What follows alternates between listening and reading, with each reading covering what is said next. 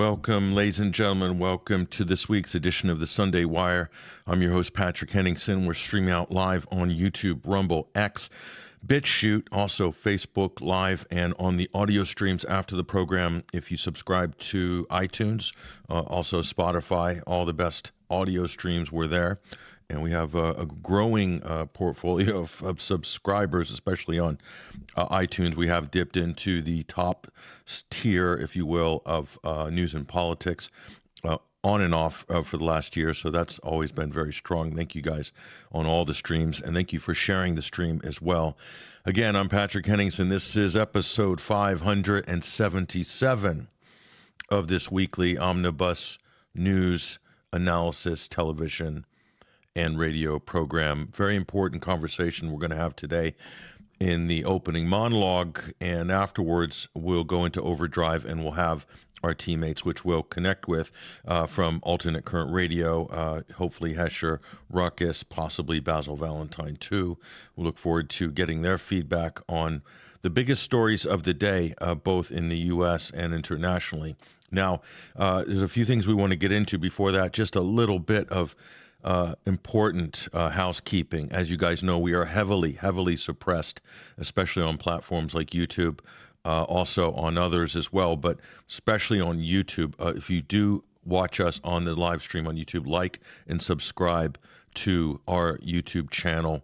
We have been suppressed for a long time, over a decade.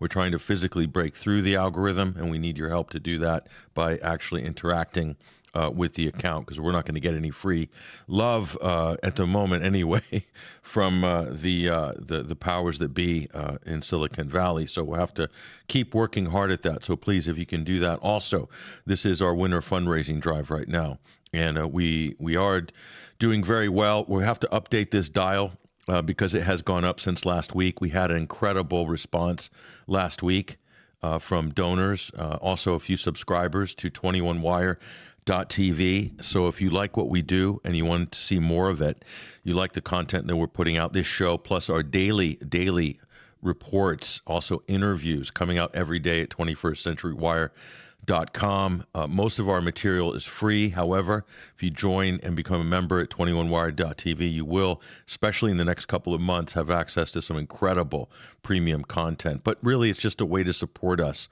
on a monthly basis. That's quite inexpensive. It's just over $5 per month, but it makes a massive difference for us. We are completely independent, and we're driven by our audience, by our followers, by our listeners, by our viewers, and those are you guys. I see you guys in the chat room as well.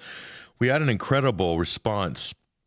Oh, by the way, we're going to read off and sort of recognize, some of the people, first names only, of course, but some of the people who've supported us in the last couple of weeks. Unbelievable generosity. Thank you guys so much.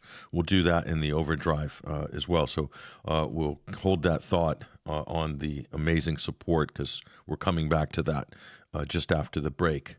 Now, just to be clear,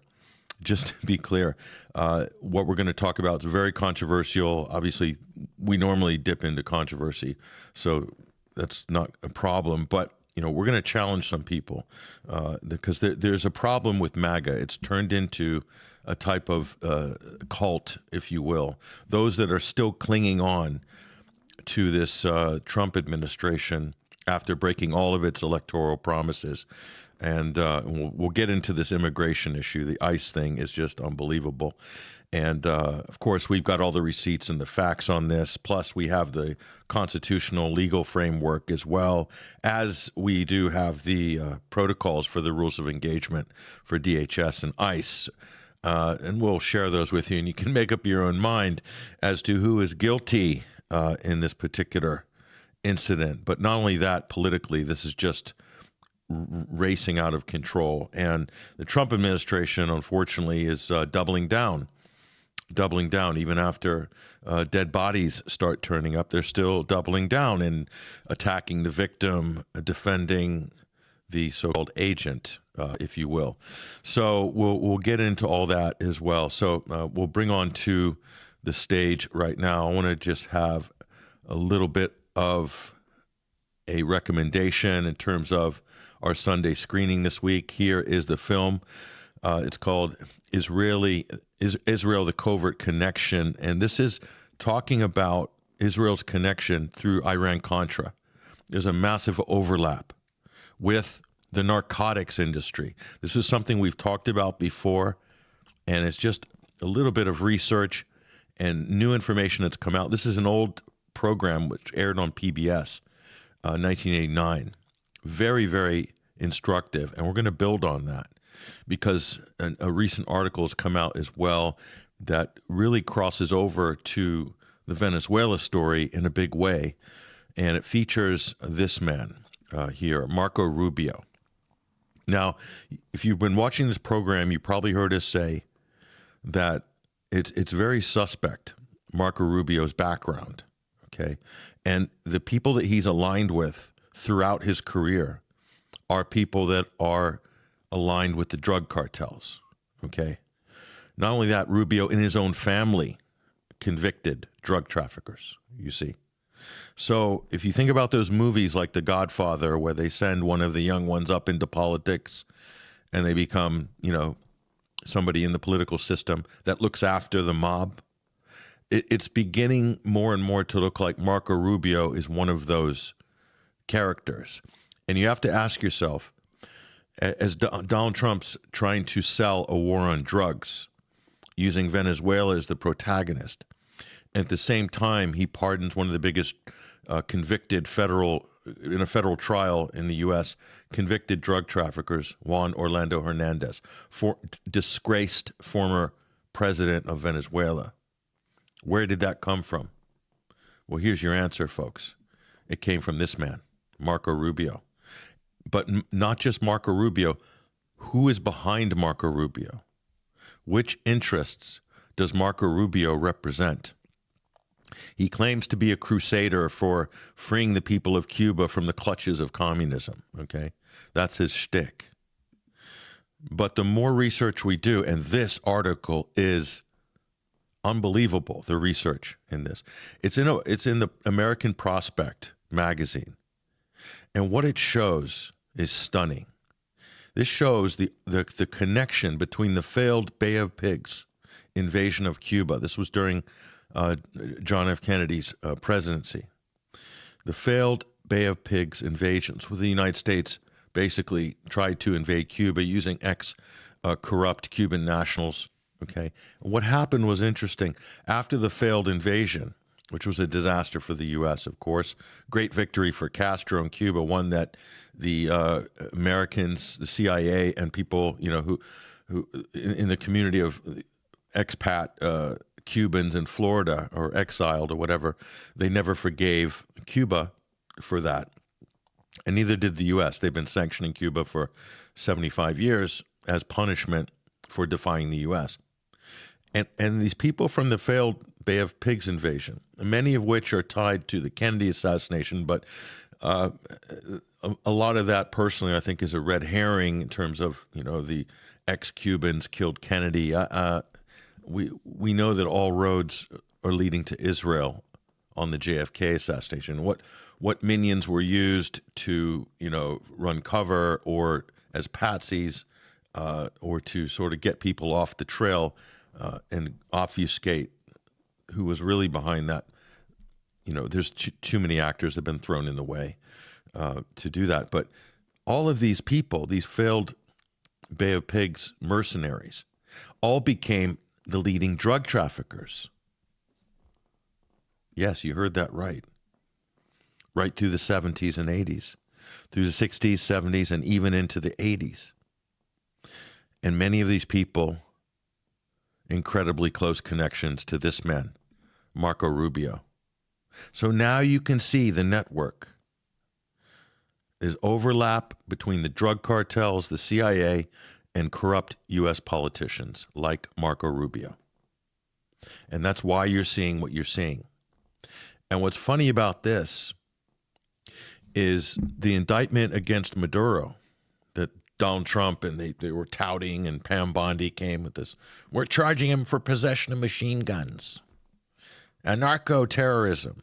The United States government, days after the bombing of Venezuela and the kidnapping of Nicolas Maduro, They withdrew their indictment, claiming that Nicolas Maduro was leader of the Cartel de los Sols, because they had to admit that this was a fictional organization. It doesn't exist in Venezuela. In fact, it did. But it turns out that the Cartel de los Sols in the 80s and early 90s were working with the CIA, trafficking cocaine into the United States. I mean, the front of these people to use a CIA brand and stick that on the president of Venezuela in 2025. Unbelievable. But they just did it. And of course, they quietly withdrew that. So that more or less delegitimizes Trump's indictment.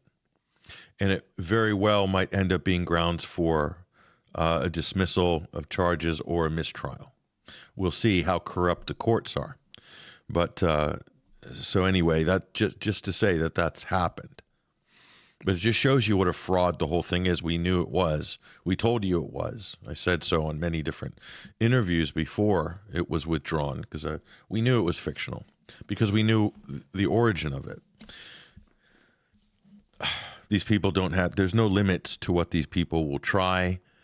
And this is a criminal enterprise. That's what you have to understand. The Trump administration will go down in history as the most corrupt presidency in the history of the United States of America.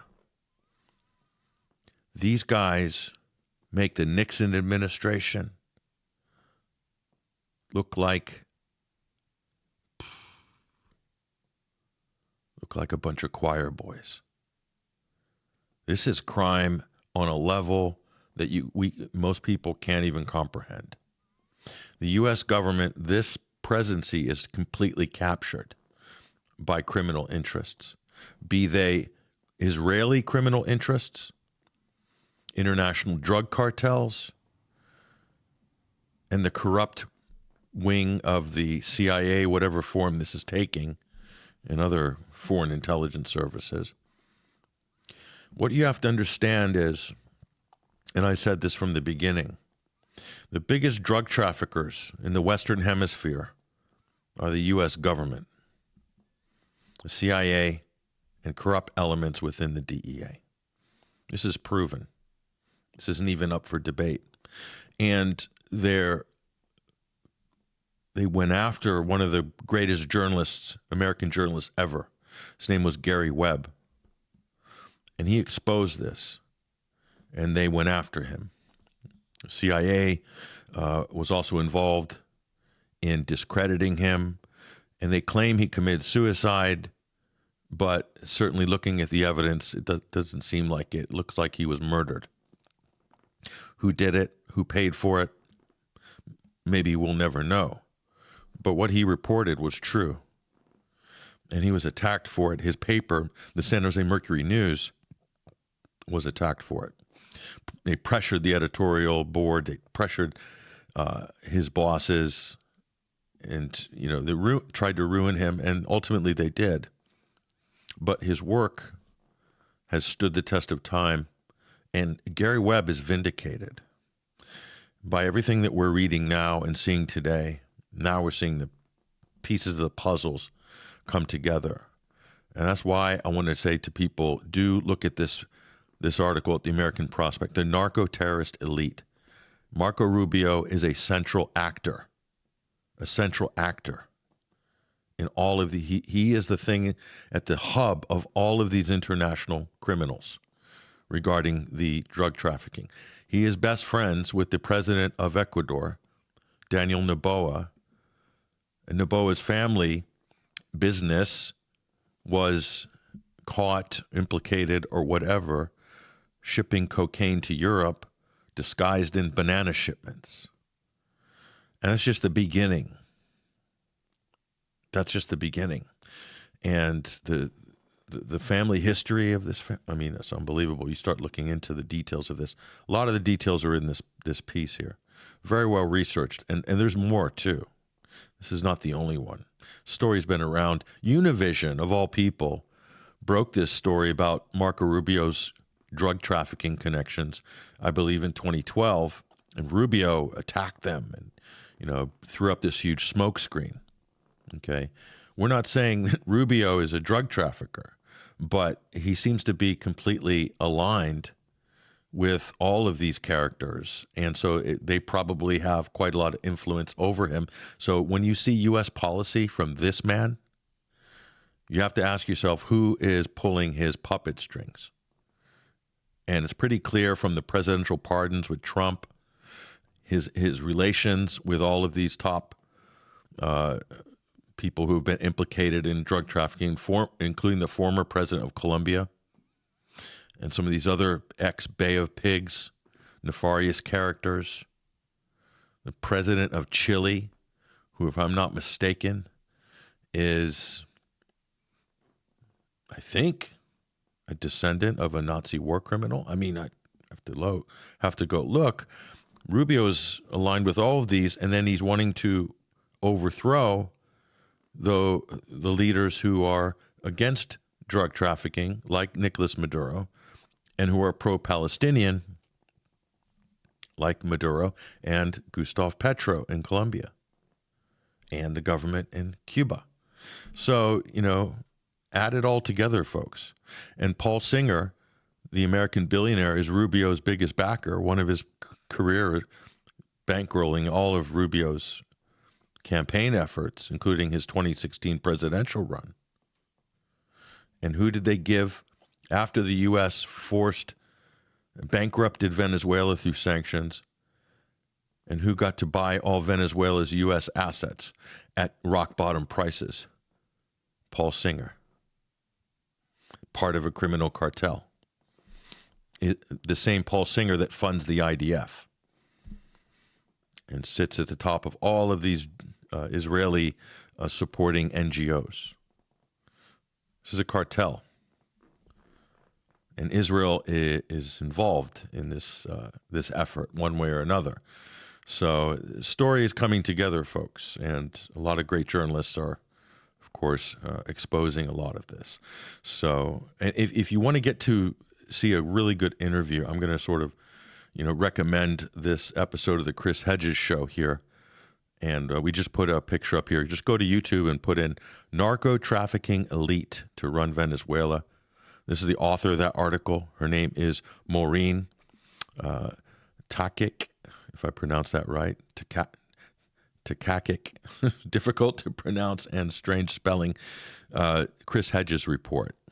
Just go to Chris Hedges' channel, you'll see it. All the facts are in there, and it's laid out in such a way that there's really no question that the American government has been captured, very, very obviously captured by a lot of criminal interests, and they're operating openly.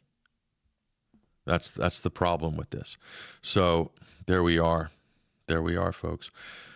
So that begs the question here: what's next?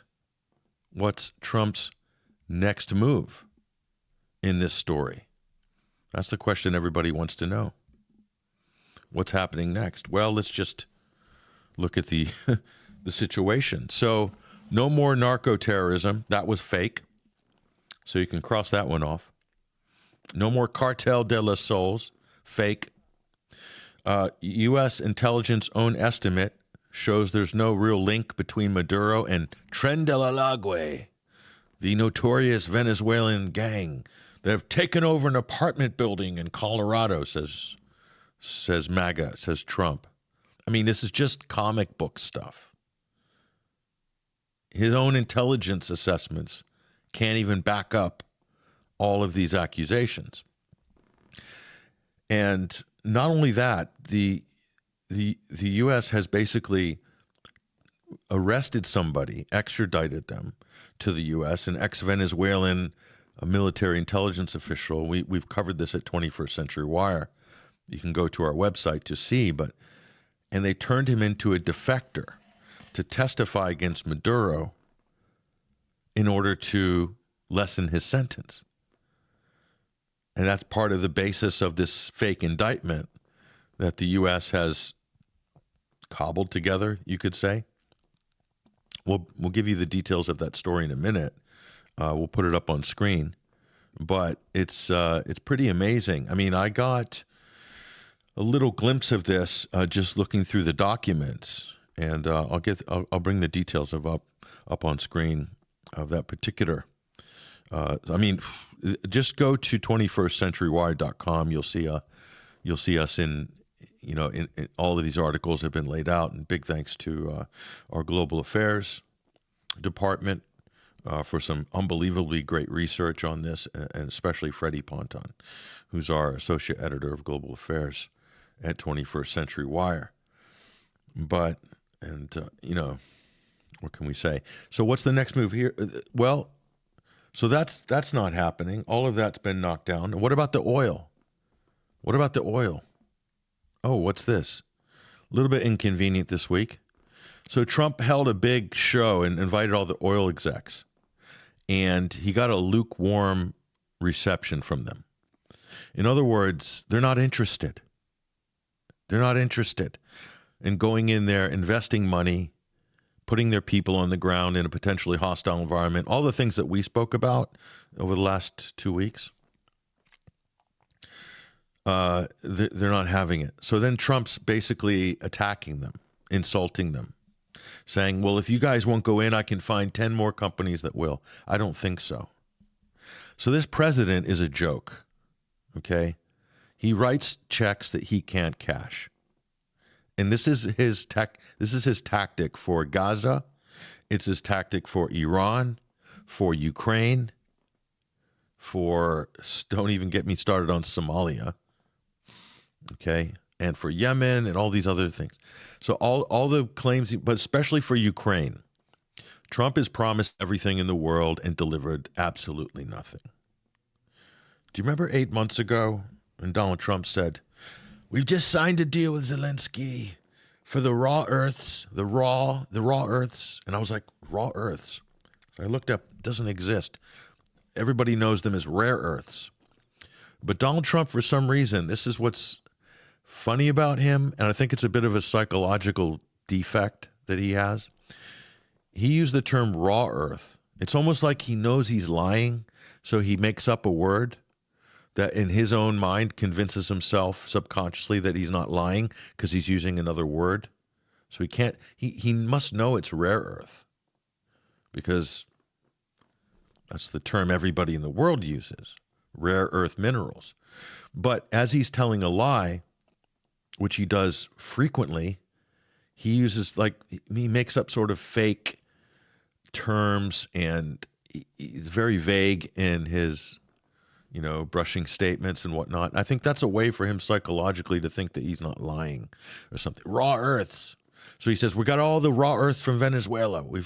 I've signed a deal. I had a phone call with Zelensky. It was a great phone call. We've done a deal. We've agreed. We're very close. That was back in May. End of May, around there. I think he did that twice. And guess what? It was a load of BS. The President of the United States had nothing. And we're beyond embarrassment at this point. But anyway, another one. Oh, the other one. We've got to deal with we're gonna take over Gaza, and it's gonna be beautiful beachfront resorts, and we're gonna move the Palestinians, and it's all been decided. No, it hasn't. It's not been decided. You see, in Gaza, the U.S. can't speak to Palestinians because Israel won't let them. And when they've tried, Netanyahu shut it down anyway. And they can't really speak to the Russians. Well, they're not sending Marco Rubio, the Secretary of State.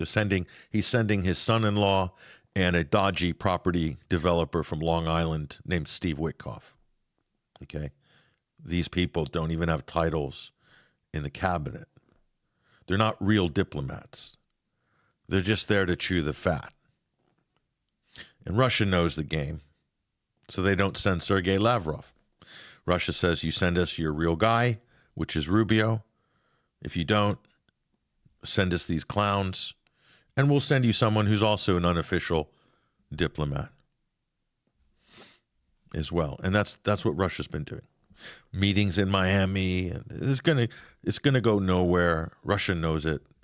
Trump, for whatever reason, Rubio's tied up with his cartel enterprise in South America and trying to overthrow every single government practically that the U.S., for whatever reason, doesn't like, or whatever government isn't friendly with the drug cartels and doesn't allow the CIA to use their country as a mule route. So the countries that have kicked the cartels out and not cooperated with the cartels are Colombia, with the new administration led by Gustavo Petro, Venezuela, led by Nicolas Maduro, Cuba, and Nicaragua. Okay? Those countries. 4 countries there. Guess, and Honduras. And guess, 5. And guess which countries the U.S. is attacking or trying to intervene in their elections, or kidnapping their head of state, or threatening to overthrow or kill their leaders. Those same 5 countries. And Marco Rubio just happens to be the Secretary of State. Can you put 2 and 2 together? I can. So the oil thing's a non-starter. Everything's a non-starter. The indictments collapsed, or they had to make up a new one. The oil promise is nothing. There was no regime change. They kidnapped the president and his wife, but they didn't. They didn't change the government. And as I said before, to show you how weak and cynical the Trump these clowns are that you have in Washington, they kidnapped Maduro's wife, and you have to ask yourself. And they claim she was a narco-terrorist. We know it's a fictional story. Why go for the wife? I mean, seriously. The reason they went for the wife, because they're so worried that she would have a global platform defending her husband, this woman. So they don't want a middle-aged woman on television talking to South America and Latin America about what the United States just did, okay? Fighting for her husband, that was too much. So they kidnapped her as well and made a fake indictment with fake charges. That's how insecure, that's how threadbare the whole story that the U.S. is trying to put across about Venezuela is. And I can go on and on. And that Maduro is illegitimate. Why? Because our allies also agree he's illegitimate. So circular logic. And what else? Human rights violations.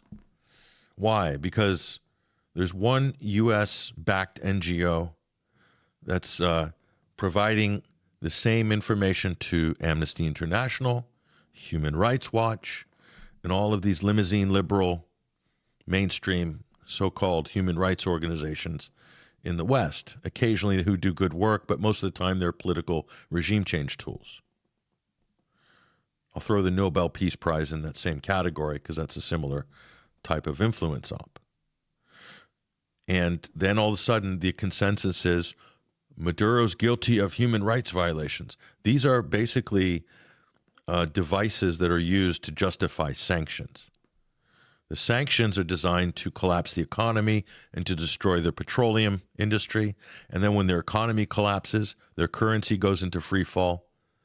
Then the U.S. and deceptive people like Marco Rubio, our mainstream media, they say, and lots of journalists and fake U.S.-based, a lot of fake advocates who even some shockingly claim to be claim to have supported the Hugo Chavez movement, and they blame the economic collapse on Maduro. He's mismanaged the economy. Yeah, and the corruption. He's corrupt. None of them will say, including the New York Times and the Washington Post, they lead with the mismanagement by Maduro, the disaster, the economic disaster and repression. That's what they lead with. They don't mention sanctions. The U.S. sanctions under Donald Trump 1.0. Let me just get this out of the way. Immediately in 2018, they saw a 75% drop in oil sales. Average drop in per capita GDP, 65% down. That would destroy the economy of any country, including the United States, Britain, or France, or any of these, so-called first world countries. Nobody could withstand that. And then the U.S. attacked their currency, drove the value down to zero. Then they stole Venezuela's gold reserves. No one talks about that. So all of that, and people ignore all that, don't mention that, but say, oh, Maduro needs to go because he's just done such a terrible job with the economy. That's Trump's line, which is a total BS line, very deceptive. These people are so dishonest and such snakes when it comes to their propaganda. The U.S., Donald Trump destroyed the Venezuelan economy and destroyed their petroleum industry. And of course, when they go bankrupt, the U.S. arm of Venezuela's PDVSA is called Citco, the retail arm. That goes into receivership. So the Trump administration during Donald Trump's first term, working with Rubio, collapse that company and then force it to sell its assets, or they seize the assets, whatever. And then that fire sale, they allow, guess who, to pick it up? Paul Singer. Paul Singer buys it all for pennies on the dollar and now wants to collect some compensation from the Venezuelan government. I wonder if they're going to pay Paul Singer in oil from those stolen tankers. Probably they will. This is a criminal cartel. Paul Singer, big donor to the IDF. Again, same players. So none of that doesn't come into the conversation. No. Maduro must go. Maduro must go. They say, oh, there's corruption. There's a black market. When you go for a full embargo, you create black markets and cash economies in the country. And then they'll turn around and point the finger and say, oh, look, there's too much black market activity. It's Maduro. It's the corruption. It also means that normal trade and commerce internationally becomes criminalized. According to U.S. law, and the U.S. will attack anybody doing trade and commerce or prevent them to do trade and commerce, either buying from Venezuela or allowing Venezuela to sell or ship anything, bringing fuel. China buys 5% of its oil, which is very little in terms of the Chinese portfolio, from Venezuela. Why? Because they're under sanctions. It's a way to help them so that people can eat. And the U.S. are calling that some kind of a power grab by the Chinese. Get out of our hemisphere. The Donroe Doctrine. It's pathetic. What a bunch of criminals we have in Washington now. Dishonest, cheats, criminals, mafia. And they're quite open about it now. But this house of cards is going to collapse. If not, it's already in the process of collapsing. So those are some of the lies. Oh, by the way, the opposition, Maria Corina Machado. Everyone knows now she was never popular. Even Trump chucked her under the bus.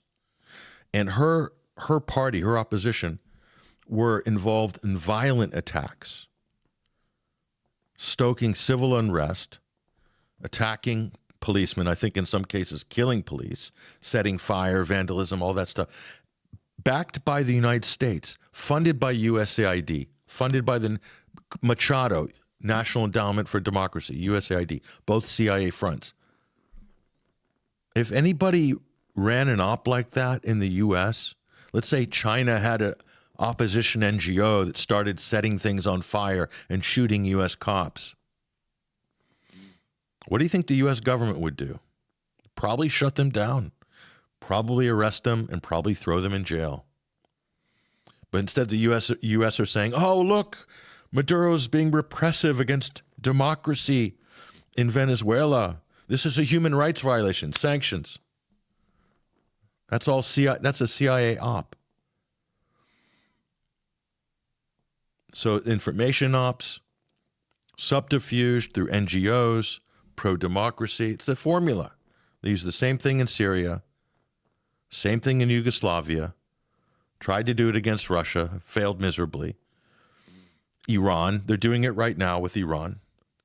Fake uprising, Israeli operatives in there. Mike Pompeo openly saying, oh, pray for Mossad as they're amongst the protesters. They're really being open about it. And I think it's sort of an own goal right now. These people are shooting on this. So anyway, the game has been exposed, and I don't think they're going to be able to recover. So anyway, more on that later. Went a little bit long on that part of the analysis, but this is the main topic at hand. ICE. Inside Trump's Israeli-trained Gestapo. Boy, have we discovered some disturbing things this week. Okay. And let's be clear. We'll show you the video footage. We'll go through all that. Donald Trump deployed 2,000 armed, masked paramilitary troops into Minnesota in order to make a public political statement, to go after the Somalian community. This is an op, okay? And let's just be clear why this happened, for those of you who can't connect the dots. At the same time, Donald Trump is bombing Somalia. Isn't that interesting? Do you think these things are linked? Oh, and that's not all. There's a breakaway republic called Somaliland, which the U.S.-backed puppets in this breakaway region have been working with, guess who? Israel. And Israel's the only country that have recognized Somaliland as an independent state within Somalia, because the IDF want to have a base there so they can attack the Houthis across the Gulf of Aden. They say they're going to relocate Palestinians there. If you believe that, I've got a Ben Gurion canal to sell you. It's not going to happen. So the object here was to demonize the Somalian community. And they have all sorts of fake conservative, quote, journalists coming up with these big numbers of fraud. They're saying 9 billion in fraud. I mean, how you track any of this and what's true and what's not. Israel, you will find them lurking behind all of these media efforts, including the individuals who are posing as independent journalists. Let's be clear. So we're talking about the Gestapo, and it's exactly what it is. All masked. Clearly they don't feel confident about what they're doing. But going in and attacking neighborhoods, sending these thugs running into high schools, literally just their vans pulling up, running into schools, tackling people, arresting people, stopping cars in the middle of traffic and pulling people out of their cars, and shooting people. And that's the part that we're going to get to, because that's the big story. So they killed an unarmed woman who was at the scene of one of these abductions, and we'll show you the video now, because I think that's probably the logical place to start. And there's a few other things to look at, but we'll bring those up on screen. So let's bring those up. Let's look at the first video here. This will be the main one. So we'll go through this. It's important to establish where we're at. First and foremost here. A federal agent fatally shot a motorist, 37-year-old Renee Good. Trump administration officials said these were, quote, defensive shots, fired because the officer was being run over. And a woman attacked them and those surrounding them and attempted to run them over. But our analysis of bystander footage, filmed from different angles, appears to show the agent was not in the path of the victim's SUV when he fired 3 shots at close range. Here's how events unfolded. Moments before the shooting, the victim's maroon SUV is stopped in the middle of the street. Multiple unmarked federal vehicles are idling nearby. Secretary Noem alleged the motorist, quote, was blocking the officers in. Bystanders are blowing whistles and yelling at federal agents. Go home to Texas! Then, federal vehicles start moving toward the maroon SUV, with sirens and lights blaring. A federal agent films the scene on his phone. The driver rolls forward slightly, turning left, then stops and waves for others to go ahead. Two agents exit this silver pickup and walk toward the vehicle. Moments later, shots are fired. Let's look at the scene again more closely. This is the agent who shoots the driver.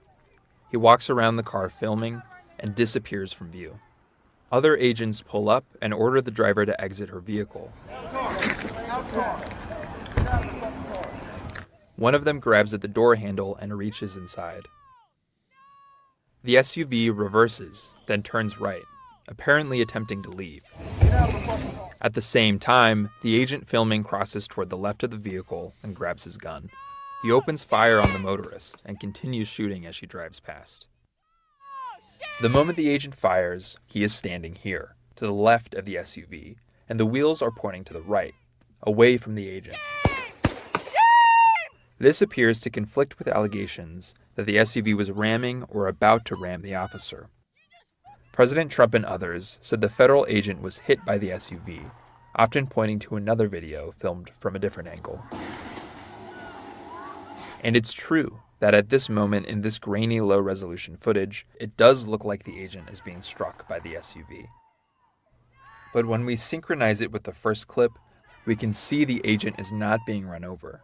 In fact, his feet are positioned away from the SUV. I mean, I could go on, on that. It's a pretty good analysis there, believe it or not, by the New York Times. If we have to go to the New York Times to get accurate reporting to refute the government, you're in trouble. So it's pretty clear. And so we'll go back. Let's bring back up on screen our theme here. And so ICE kills an unarmed U.S. citizen. And she is white. Surprise, surprise. Had she been black, she'd probably been really demonized by the right-wing media and so forth. But lo and behold, she was white. So here's what Trump said in one of his ridiculous Truth Social. I mean, this is just an outright lie. He says, I have just viewed the clips of the event which took place in Minneapolis, Minnesota. That I can tell you. It was a horrible thing to watch. So horrible. So horrible. The woman was screaming, obviously a professional agitator, shot dead. So he's castigating the victim after she's dead, which is unfortunately something this president does regularly to people who die, like Rob Reiner and whatever. It's a bit sadistic. This is like a level of narcissism that sort of bleeds into sadism. But anyway, and he goes on, who violently and willfully, viciously ran over the ICE officer. That's what he says. Willfully ran over the ICE officer. That actually didn't happen. So the President of the United States, so he couldn't have been watching a video clip that shows that because no such clip exists. So he's just making up a story. Think of it, this high profile with this much at stake, he really doesn't care. This guy is such a piece of work. He doesn't actually care what's true, what's not. Either he's really stupid. I mean, he's good at television and all that. He can look at a set and tell you if a glass of water is two inches out of place on the prop desk or table, but like maybe he just can't comprehend some of this stuff because he just doesn't have it, which is possible. Or he's just really sort of, I don't know, really just sort of corrupt in a corrupted mind, a corrupted individual. who seems to have shot her in self-defense. So it wasn't a shot in self-defense. One through the windshield and two more at point-blank range through the window as he was standing on the side. Clearly his life wasn't threatened. But hers was, and she's dead. It's hard to believe he is alive. He's recovering in the hospital. That's another lie. The guy wasn't hospitalized. Maybe in a mental hospital for some counseling. Clearly he's suffering from something. This so-called agent. So, I mean, and we're going to make America safe. And the radical left are threatening our law enforcement. So law enforcement are killing people on the U.S. street, unarmed. American citizens are killing them. And Donald Trump says we need to protect the ICE agents. So this is full Orwellian inversion, folks. That's exactly where we're at. Now, he said that this person, this ICE agent, was badly injured after being run over, traumatized. This guy's name's Jonathan Ross. He's been ID'd. He's now in hiding, and he'll be in hiding for a very long time, probably the rest of his life. But here he is, traumatized. Donald Trump says he was ran over and hospitalized. Well, let's take a look. Let's take a look at this this gentleman. I'll bring this up on screen. See if we've got the... Oh, we do have that file. Here he is. Shame! Shame! Shame! Shame! As you can see... Shame! Shame! As you can see, totally injured. He just got ran over, and he's on his way to the hospital. I mean, our president is just a pathological liar. I mean, we have to come to accept that. But he must hold the public and people in contempt to say things like this that aren't, he just made it up. He never saw a video. If he did, he is on heavy meds. I mean, are we going to go there? Are we going to compare him to Joe Biden now in terms of his cognitive fitness for the job? Anyway, it's beyond debate at this point. So Kristi Noem is the DHS secretary. They're all doubling down. They're all calling him a domestic terrorist. So here's Kristi Noem in her cowboy hat. I mean, she looks like a tequila girl from Hooters, sort of. We'll bring her up on stage. Her qualification for DHS secretary is that she was good looking, I guess, to do these sort of posing with gun videos. Besides that... Do you have any comment on what's happening with the shooting in Minneapolis? You didn't mention it earlier. I was wondering, out of the 2,000 deployed there, are they including the newly hired ICE agents? Or are diversions still happening from FBI, Border Patrol, DEA, and HSI? So a couple of questions there. You asked about a shooting that we just had in Minneapolis, Minnesota. It was an act of domestic terrorism. What happened, it was our ICE officers were out in an enforcement action. They got stuck in the snow because of the adverse weather that is in Minneapolis. They were attempting to push out their vehicle, and a woman attacked them and those surrounding them and attempted to run them over and ram them with her vehicle. So she's lying just like the president. So they've all got their sort of lines that they have to... I mean, that hat is ridiculous. I mean, it looks like Darth Helmet from Spaceballs or something. I mean, please, what happened to this woman? I don't know. She sort of looked normal when she was governor of, South Dakota. But she's turned into this sort of goth vamp, sort of, I don't know, chick or whatever. She's got the Western look here, but, well, this is what she looked like when she did a news thing. So she's calling this a domestic terrorist attack by the dead woman. Unarmed dead woman. I mean, these people are so deeply dishonest. It's defies analysis. This is a clown show. This whole administration is a joke. Here she is, doubling down. Seen with these vehicle rammings, we've had over 100 of them in recent weeks where people are 100 vehicle rammings of ICE agents. Can anybody verify this, or did she just kind of make that up? I think she just made that up. Yeah, she just made that up. And they can post and claim whatever they want on X or Truth Social, but when you drill down and actually look at the things that are being claimed and said, they're utterly ridiculous. But here she is. using their vehicles as deadly weapons in attack. So that woman who got shot, three shots, point blank range, headshot, the fatal one, severed her spinal cord. She was using her SUV as a deadly weapon. Oh, really? This is the head of the Department of Homeland Security, who, as we will show you in a second, hasn't even read the rules of engagement for DHS and ICE agents for their own training protocol. And what you'll find is that this so-called agent didn't even follow basic ICE protocols, which is why the situation ended the way it did, which is why this will be an open and shut case when it goes to court. Our officers and training them on how to block streets. And I'll remind everybody that if you get involved and impede a law enforcement operation, you are breaking the law. That is a crime.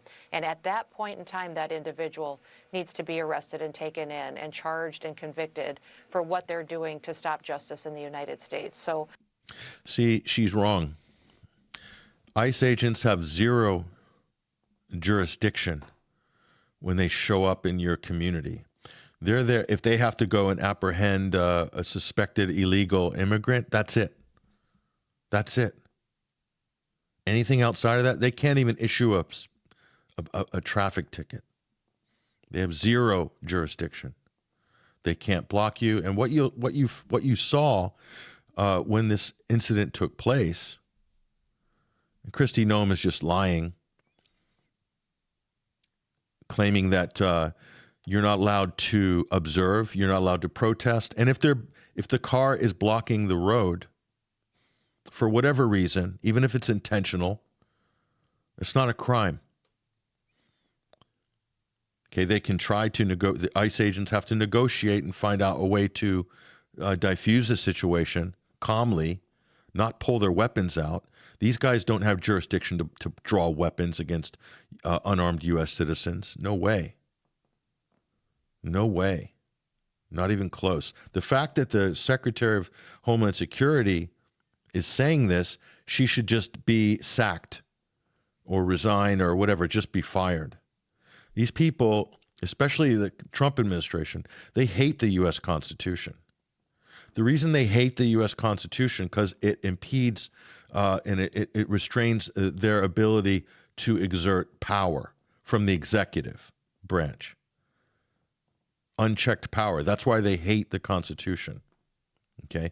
If you're a real conservative, and a lot of people, there's a lot of fake conservatives, especially that popped up after COVID, and they ended up on the Daily Wire and some of these sort of Israeli-aligned media outlets. Fake conservatives, like liberals like Matt Walsh, who's just basically, they're all Ben Shapiro, all whiny liberals who cross-dressing became so-called conservatives during the COVID, and now you can see their true colors. They're morphing into fascists now. You know, these people don't understand there are constitutional constraints against the federal government deploying paramilitaries into your community. Now, some of these same MAGA conservatives would have defended the Bundy family at Bundy Ranch in 2014, rightly so, because that was a federal encroachment, the Fed sending in an army in to basically steal assets, steal cattle in the case of the Bundys. But these same right-wingers, you know, who were saying this is a violation of the 10th Amendment, they're encroaching on state rights. It's a violation of the Fifth Amendment, due process. It's a violation of the Fourth Amendment. Do I have to read the Fourth Amendment out to you? I can do in a minute. Or protesting, it's a First Amendment right. So these ICE thugs basically are violating the U.S. Constitution right across the board. And then they're threatening the state, saying you can't get in the way, and we'll show you, giving immunity to these so-called agents, many of whom are not employees. They're contractors. They've been hired through recruitment agents. Yeah, because Trump needed bodies. Why? To create big numbers in a show of force. 2,000 masked armed paramilitaries masquerading as federal agents, terrorizing cities and communities in America. There's nothing conservative about that. Using the federal government and impeding people's constitutional rights across the board, 1A, 4A, 5A, 10A. There's nothing conservative about that. That's the opposite of conservative. That's Fed fascism writ large. Donald Trump has never read the U.S. Constitution. He couldn't even, beyond the First Amendment or Second Amendment, I'd be surprised if he even could pass a basic test. I'd be surprised if Donald Trump could pass the citizenship test for the United States. Quite frankly, to be honest, I can tell you that much. So, and to show you Kristi Noem doesn't know what she's talking about, here's Stu Kaplan, law enforcement veteran, expert, on national TV in the U.S., and this is case closed. What I'm about to show you, listen closely, as well as what we've showed you from the video. This is all you need to know right here. Listen. I'll bring this video up. Here it is. Over the last several weeks, the rhetoric has been amped up by a number of people. The governor, the mayor, other elected officials. The community is scared, to say the least.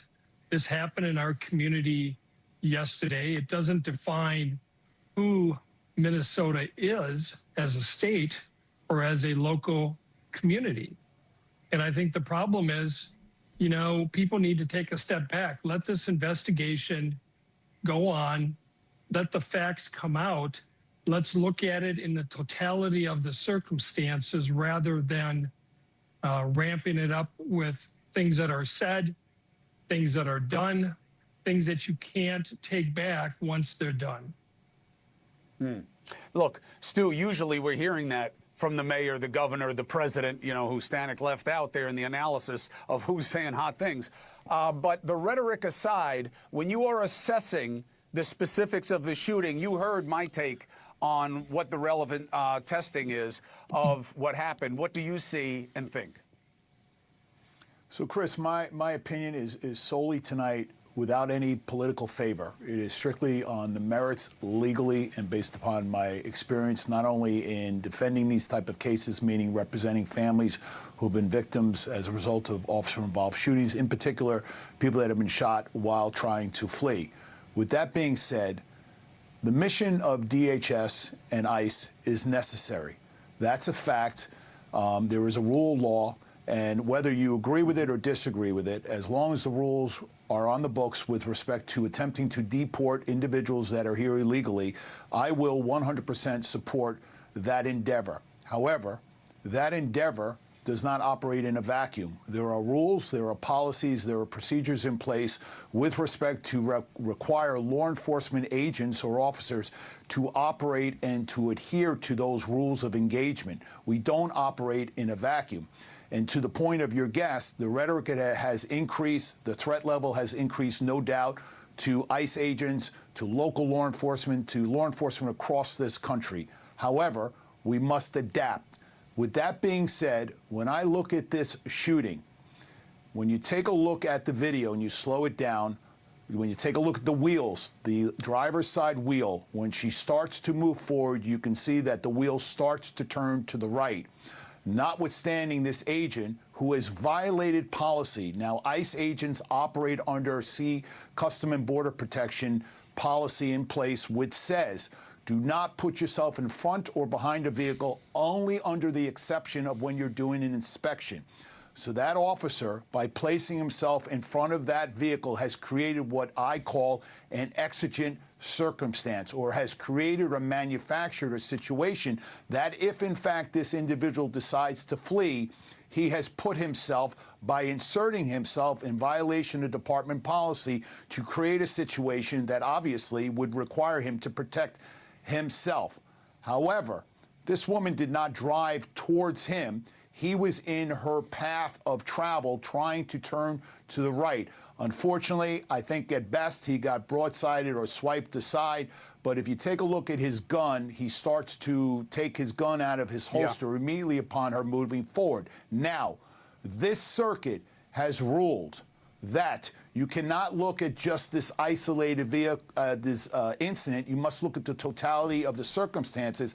And this circuit has opined, all the way up to the Supreme Court, that fleeing, people that get stopped may flee. That is something that law enforcement must anticipate, that people may take off. That is the very reason why you don't put yourself in front or behind a vehicle. And so if without any other facts, meaning this woman was a violent felon, meaning she had run someone over previously, or had committed a kidnapping, or had injured someone, at best, let's assume disorderly conduct. She was protesting. We don't condone her behavior. Maybe a misdemeanor. Maybe she decided to flee and take off. Another, perhaps, misdemeanor could no way justify the use of deadly force to stop her from fleeing, especially when the ICE agent put himself in front of that vehicle. In my opinion, and I am the biggest supporter of law enforcement, this may end up being a bad shoot. Thank you. And exactly. There it is, folks. That is basically what happened. And no matter how a lot of experts on X and sort of fake conservatives, the Matt Walshes of the world and other sort of clowns, part of that circus, what's left of the MAGA circus, are all coming up with kind of drafting off the back of Trump's, he was run over. He's hospitalized. It's just stupid. The whole thing is stupid. That's what it boils down to. Even if she had just killed somebody, they still can't stand in front of the vehicle for the reasons explained there by someone who's probably very, very highly qualified to make that assessment. And that's how it's going to be ruled. So you can scream all you want. You can lie all you want, but that's the way it's going to go. Sorry to break it to you. But, you know, the other thing that people don't realize is just from the situational point of view, we'll bring that back up on screen here. The first sort of ICE thug goes and grabs the car and says, get the F out of the car, or stop the effing car, whatever. So she's in the driver's side. You got one masked thug who's armed, screaming at you, swearing, okay? Some jumped up former, Iraq war veteran or some jarhead. And then the other one's coming around the corner. So she's looking at the guy trying to pull her out of her car or whatever. And meanwhile, Jonathan Ross is coming around the corner getting ready to draw his weapon. She couldn't have seen him, so she's meant to look at both sides. Anyway, just utterly ridiculous. So there are more than one of these goons. And I really don't care about, they say, oh, the driver's a radical left activist. It doesn't even come into this, legally speaking, it doesn't come into the discussion at all. I don't care what she is or who she is. I care about the feds, armed, masked feds running around, terrorizing cities, pulling weapons and shooting people, unarmed people. So anyway, the other person who's struggling with this is J.D. Vance, the vice president. I mean, J.D. Vance is something like 41 years old, okay? He's a child. And he's really, his immaturity has really shown. He's doubling down, blaming the victim, repeating Trump's lies. This guy has zero integrity. Any respect I had for him up to this point, it's gone. You know, the problem with MAGA is, and one of the attributes of fascism is a fascist, when in power, when they accumulate power and they start wielding power, they view anybody who doesn't agree with them or from an opposition party as the, quote, the enemy. And that's exactly what they're doing, the enemies of America. So they can't rule or they can't govern or they can't lead. In America, we don't rule. We lead. The president's meant to lead the country. In a fascist system, they rule. They rule. That's the difference. Trump administration is ruling. If you want to be a leader in America, you have to lead both, you know, all parties, all people. You lead the American people. And sometimes you have to do things that are responsible, and you have to make concessions, whatever your ideological rigid beliefs are. The correct thing for J.D. Vance to do, this is how stupid, this shows you how dumb and frankly retarded the Trump administration are, the people including the president himself and the vice president. If you wanted to play, you could easily play the good cop, bad cop. You could have Trump doing his stupid tweets, lying, playing the tough guy, the strong man. And the smart thing to do, so as not to lose the entire population, you use the vice president to be the good cop. And in this case, the good cop would say, we're very sorry. This is an absolute tragedy. This person was clearly unarmed. They shouldn't have died. We're going to launch an independent investigation, and we're going to find out if excessive force was used. So I ask the public to reserve their judgment and let due process work through this very difficult issue, and and meet with the family of the victim or whatever. You know, but they don't do that. They say, oh, the radical left, domestic terrorists. This is fascist behavior, fascist language. It's going to lead to potential civil war. Okay, and it seems like that's what this administration wants. They go in there, send a bloody brigade in, 2,000 masked paramilitaries swarming around, tackling people, pulling their guns out, killing people. I guess you want civil war. Yeah, it sort of looks like you do. Here's J.D. Vance, basically. Well, I mean, this is so he could have calmed it down. Instead, he doubled down. And these people are just either not very bright or they're incredibly nasty and totally intoxicated on their power. In the United States of America. What that headline leaves out is that woman is part of a broader left-wing network to attack, to dox, to assault, and to make it impossible for our ICE officers to do their job. If the media wants to tell the truth, they ought to tell the truth that a group of left-wing radicals have been working tirelessly. I'm sorry, J.D. Vance, ICE officers are not doing their job. They're killing people. That is not part of their job description. They're shooting unarmed American citizens. That's not doing your job. We've just proven to you this so-called agent broke normal rules of engagement training and protocol. He's not supposed to stand in front of vehicles, especially not on an icy street. It's doubly stupid. And you're attacking the dead woman, and you're the vice president, and you want to be president in 2028. I think you're toast. Sometimes using domestic terror techniques to try to make it impossible for the President of the United States to do what the American people elected him to do, which is enforce. No. The American people did not elect the president to use the federal government to hire a bunch of bounty hunters, IDF soldiers, mercenaries, ex-U.S. soldiers, jumped up mall cops on steroids and shooting people and killing people in the streets of America. No one elected Donald Trump to do that, nor did we elect him to start 7 wars or bomb 7 countries this year and start 3 new wars. We didn't elect him for that. So what are you talking about? These people are so deranged. J.D. Vance is turned into a total psychopath. Enforce our immigration laws. The president stands with ICE. I stand with ICE. We stand with all of our law enforcement officers. but you don't stand with the American people. You were elected to stand with the American people and to stand with the U.S. Constitution, which you are violating on multiple levels. First Amendment, Fourth, Fifth, 10th. Intimidating state governors, intimidating states, whether you agree with them or not, whether they're Democrats or not, doesn't matter. Whether they're woke, doesn't matter.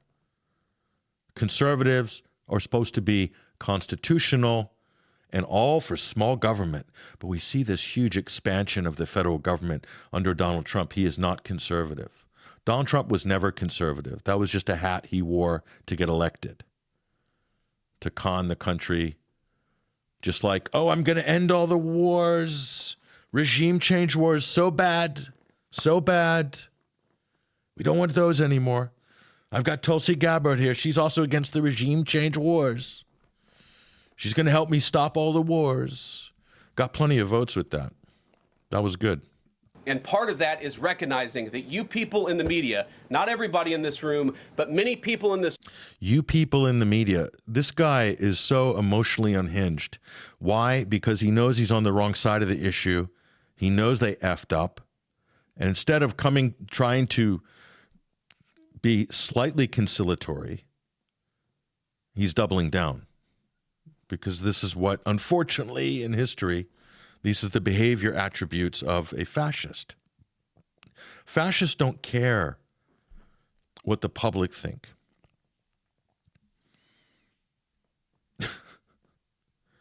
They only do basically what maintains or increases their power, or the expansion of power at the executive. And that's what this guy is doing. He will make an awful president, J.D. Vance. Awful. Room have been lying about this attack.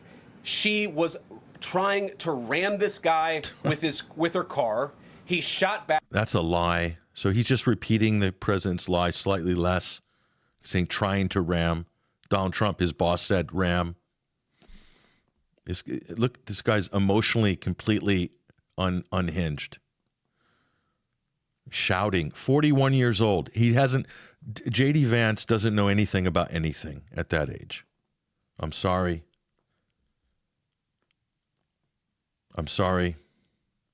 He doesn't. 41. Mayor of Columbus, Ohio.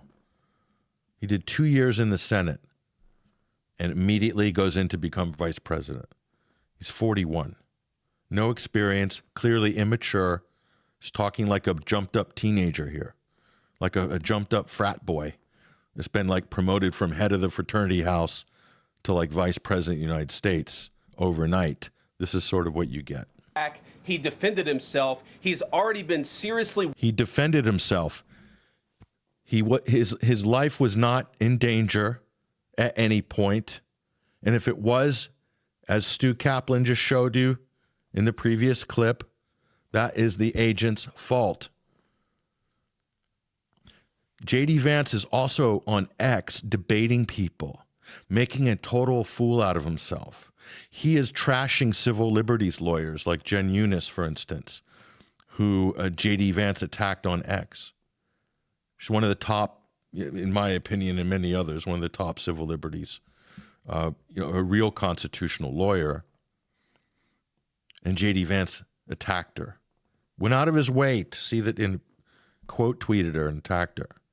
It's in my feed if you want to check or go to Jen's feed. But why would the vice president be wasting time chasing people on social media, trying to pick fights with them? It's so immature. This guy is not fit to lead the country. I mean, Donald Trump's not fit. J.D. Vance just as unfit for different reasons.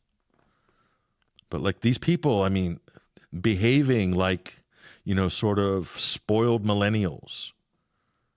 It's beyond embarrassing. This is why the United States is hitting the wall, politically, economically, and foreign policy-wise, because you got clowns like this.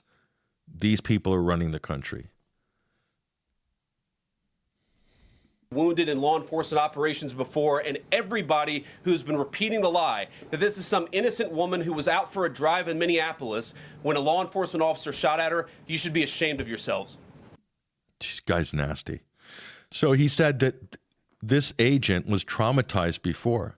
Well, it turns out this same agent had to have 35 stitches because he was dragged by a car trying to pull the same maneuver just a couple of months ago. And J.D. Vance is saying we should be, in his previous part of the statement, which we don't have, he said, you know, maybe this officer was a little bit edgy after being dragged by a car a few months ago. So the vice president's admitting he had PTSD or has some mental problem. It's almost like the vice president saying that. And that what, taking the snowflake line? Oh, we need to be sensitive for this ICE agent. He's a snowflake. We need to give him a little bit of benefit of the doubt when he pulls his gun out and starts shooting people because he was traumatized. Did it ever occur to J.D. Vance, who I thought was a very intelligent man, young man, that maybe this agent has a problem? That maybe the reason he got dragged by a car before because he was trying to grab or shoot at somebody through their door for no reason, or just trying to be a thug, which, let's face it, there's a certain percentage of these people that are thugs, that are mentally unstable, that quite frankly shouldn't be doing this job, or just the broader problem of you people in government deputizing these people with total immunity. Immunity. They're immune from prosecution, said Stephen Miller. That's sending out quite a strong signal that federal agents can do what they want and they can't be prosecuted even for killing people. J.D. Vance, did you know that? Did you know your colleague, your assistant chief of staff said that? Are you aware of that? Honestly, these people are a waste of time. Here he is, Jonathan Ross. He's named. And this is what I'm talking about. And again, this is where we get back to the Gestapo. This is Stephen Miller, who's a very strange person and not a very pleasant person. How he got embedded in the White House is probably, you just have to look to the Israeli lobby, because that's how people like this end up in government. So Stephen Miller here, Trump's legal advisor who doesn't have a law degree, has declared that ICE agents are legally protected from prosecution and local officials cannot arrest them. To all ICE officers, says Miller, you have federal immunity in the conduct of your duties. Now, if this goes to trial, this guy's such a genius. If this goes to trial and I was the prosecution, that's my first piece of evidence right there. That's a statement of intent or an enabling statement, basically giving carte blanche to these mercenaries to do whatever the hell they want. So they can't be restrained. Again, fascism. I mean, it's just textbook stuff. So Gestapo, yes, it's absolutely. You can't get a better example of Gestapo than this. That's what it is. You might not like it. They're crying about it. I'll show you. The White House is crying. They're putting statements out saying, don't call our ICE agents Gestapo. This is, it's hurtful. It's the snowflakes. Here they go. This is the White House's website. Look at this. Honestly, this is comedy. Democrats' unhinged crusade against ICE fuels bloodshed. So again, they're blaming the victims. They're blaming the dead people that have been shot and killed by ICE. And they're saying Democrats have spent years vilifying ICE agents as fascist, the Gestapo, etc. Well, what are you supposed to call them? If you don't want them to be called Gestapo, then don't make a Gestapo. Sort of common sense. But common sense with these people? I mean, look at it. Look at that. They're a battle cry for violence. So they're saying that the public resisting this type of lack of due process, this violent masked gunman, they have to wear masks for whatever reason because they're not They're not seen as legitimate. I can't think of another reason for that. It's not like they're the DEA.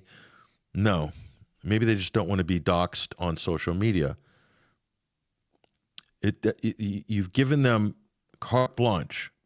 They won't be prosecuted, said Stephen Miller. Okay. See if that ends up with a happy ending.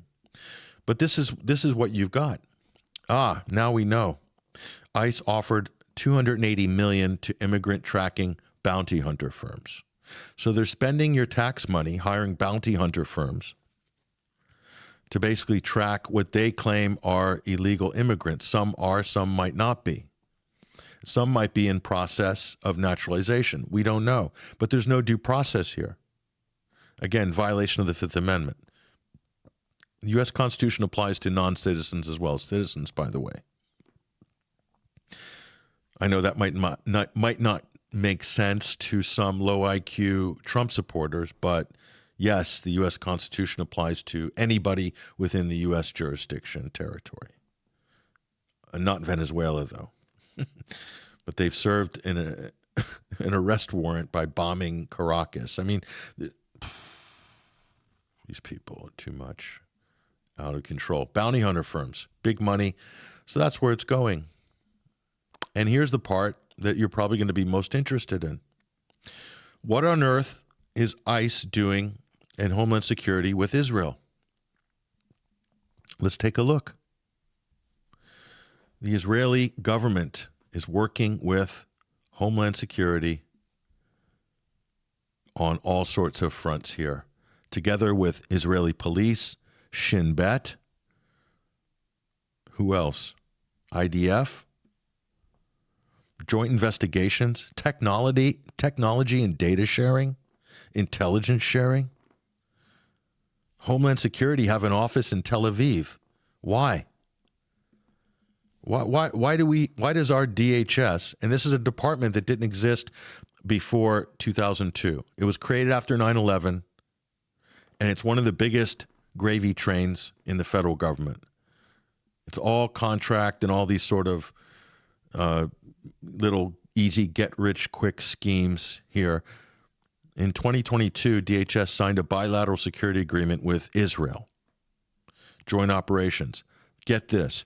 Biometric data sharing, cyber intelligence, border surveillance technology. I wonder where they road tested that. These agreements allow ICE and DHS agencies to access and contribute shared intelligence databases with the Israeli government. Wow. Did you know that you were paying for that, everybody? Because I tell you what, Israel's not footing the bill for any of this, as is usually the case for anything. The U.S. is paying. Oh, but what's this? This looks interesting. So ICE and the DHS purchased a surveillance, again, we're paying, surveillance and spyware tools from the Israeli companies like Paragon Solutions, including Israeli phone hacking, Israeli data scraping, location tracking, cell phone communications monitoring, real time. Wow. So ICE and DHS are using all of the tools that the Israelis are using to target and kill Palestinians in Gaza and the West Bank. Wow. And get this. Israeli defense contractor Elbit Systems have built a large portion of the U.S.-Mexican border surveillance infrastructure. Does that have anything to do with the Israeli lobby putting Trump in place? Spending whatever, $600 million on Republican campaigns last election? Radar towers, drones, remote sensors. These technologies were, quote, road tested on Palestinians in the occupied West Bank, Gaza, before deployment to the United States. That should make you feel good. Do you guys feel safer now? Do you feel more, America first? What do you think? How's this going, guys? You want more? Let's go. Let's have some more. Oh, what's this? Oh, DHS and Israel jointly fund research through BIRD, the BIRD Foundation. That's to develop new technologies on, quote, border defense, biometric tracking of citizens, surveillance and profiling, targeting systems. Back end of this is companies like Palantir, Oracle, they're all involved. Key programs, organizing by outside nonprofits and universities so as not to arouse suspicion, most likely. But here's where it gets great. Key programs include Anti-Defamation League, National Counterterrorism Seminar. So probably we're talking about anti-Semitism training for ICE and DHS agents. So they bring over U.S. law enforcement to Israel, including ICE agents, multiple years, 2010, 2014, 2015, via the Jewish Institute for National Security, law enforcement exchange program, et cetera, et cetera. So anti-Semitism training. How about that? That's pretty good, isn't it? Well, Anthony Aguilera was a U.S. military veteran who was working for the scam called the Gaza Humanitarian Foundation. He turned out to be a whistleblower. Here's what he had to say about that, which is quite extraordinary. Trains American police officers and ICE officers in Israel? They train with U.S. ICE, with U.S. Homeland Security. NYPD. NYPD. And that's what's called through a SME program, subject matter exchange, where our police, etc., train with them. So these National Guard soldiers that will soon be in or are in Chicago have trained with and train with Israel habitually for years. So when you look at all of these pieces of who do we have operating on the streets of Portland and the streets of New York and in DC, and who's going into Chicago, all components and elements that have trained hand in hand with the IDF or the Israeli Ministry of the Interior Gendarmerie paramilitary police. That's absolutely amazing. I also That's not a coincidence. They do anti-Semitism training, not just physical training, but brainwash training, basically, for them, too. When we entered Israel, they took us on the Haspra tour. They took us to Kibbutz Be'eri. They took us to the Nova Film Festival site. And they also took us to Sderot, which is the overlook just outside of northern Gaza City in Beit Hanun. It's on the Israeli side of the border, right, that overlooks all of Gaza City. Mm-hmm. They've turned that into a spectacle. It's a picnic site. Really? You can go up there. There's vending machines. There's an area to park. There's an area where you can get your panoramic view with Gaza in the background. And if you time it just right, there might be a bomb that drops for your photo. Folks, so ICE agents or U.S. law enforcement that go to Israel, they take them on the propaganda tour. So indoctrination, brainwashing, anti-Semitism. I mean, it's unbelievable. So is it any surprise that these people are, they're showing the same behavior traits as IDF military that we've all seen, sadistic, nasty, thuggish, and, quite frankly, psychopathic traits. So these same agents have some of these, same attributes. Does that surprise anybody? It doesn't surprise me at all. What you put in, you get out. And here, by the way, on the subject of Stephen Miller, I mean, this guy is a piece of work. Here's a little highlight reel of this guy, Stephen. This is one of Trump's brains, believe it or not. I mean, listen closely. He's pro-torture, he's pro-genocide, and he believes in the will to power. I mean, it's almost like he's quoting Goebbels. And that's just, very strange. That many of my peers and people who will be leading this country will appreciate the value and respect that torture shows towards other cultures.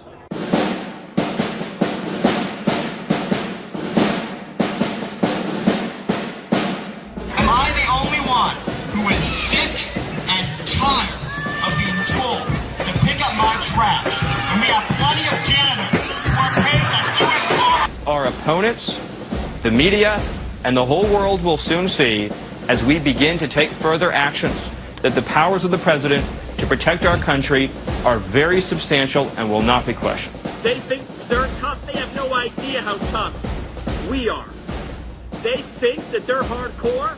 We are so much more hardcore than they are. If you or a loved one were denied a job, raise, promotion, or professional opportunity as a result of diversity quotas, equity mandates, affirmative action, or other racial preferences, we want to hear from you. We will prevail over the forces of wickedness and evil. They cannot imagine what they have awakened. They cannot conceive of the army that they have arisen in all of us. Is it the case that this immigration crackdown is designed to go after people of color? It's such a, oh, what a dumb question. The illegal aliens who are here are taking jobs away from blacks. They're taking jobs away from whites. That's not exactly a no, Stephen. Can you just unequivocally state that the immigration I said it's a dumb policy... question. Okay. Well, I appreciate that, but it's a dumb question. The Democrat Party is not a... So this guy's a completely unhinged maniac. And Donald Trump has put these people in central positions to make policy, unfortunately, and including foreign policy. Miller's also involved in that. He's actually, for all intents and purposes, an asset of the state of Israel. He is batting for Israel first. America is a distant second. And here's more of the Israeli tech we thought we'd share with you here.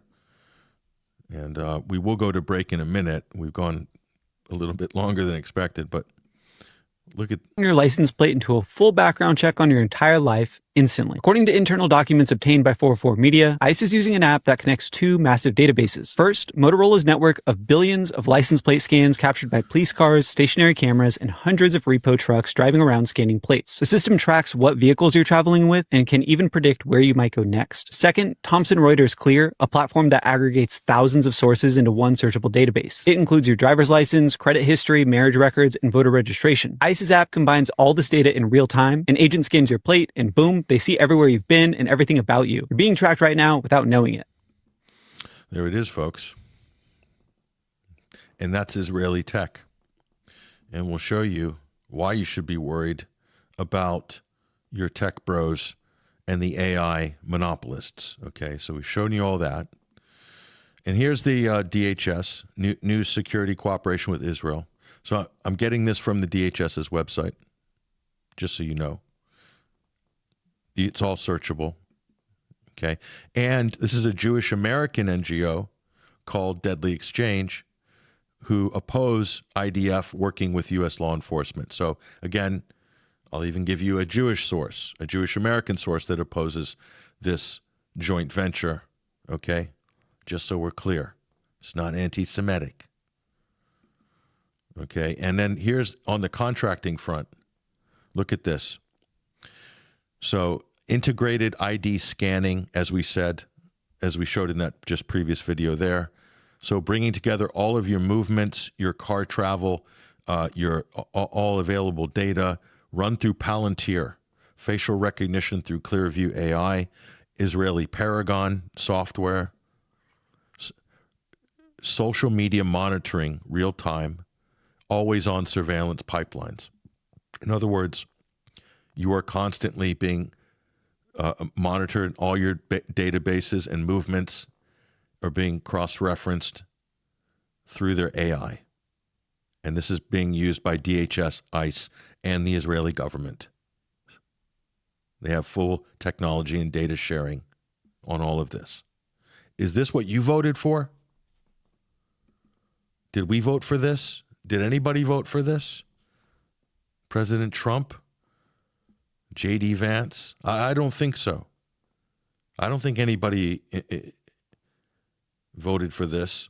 Violation of the Fourth Amendment. Straight up. And threatening people who are protesting, they have a right under the First Amendment to freedom of speech and freedom of assembly. Do I have to lecture the White House on the Constitution? I mean, that's pretty embarrassing. If anyone has to lecture a so-called conservative government on the U.S. Constitution, That's embarrassing.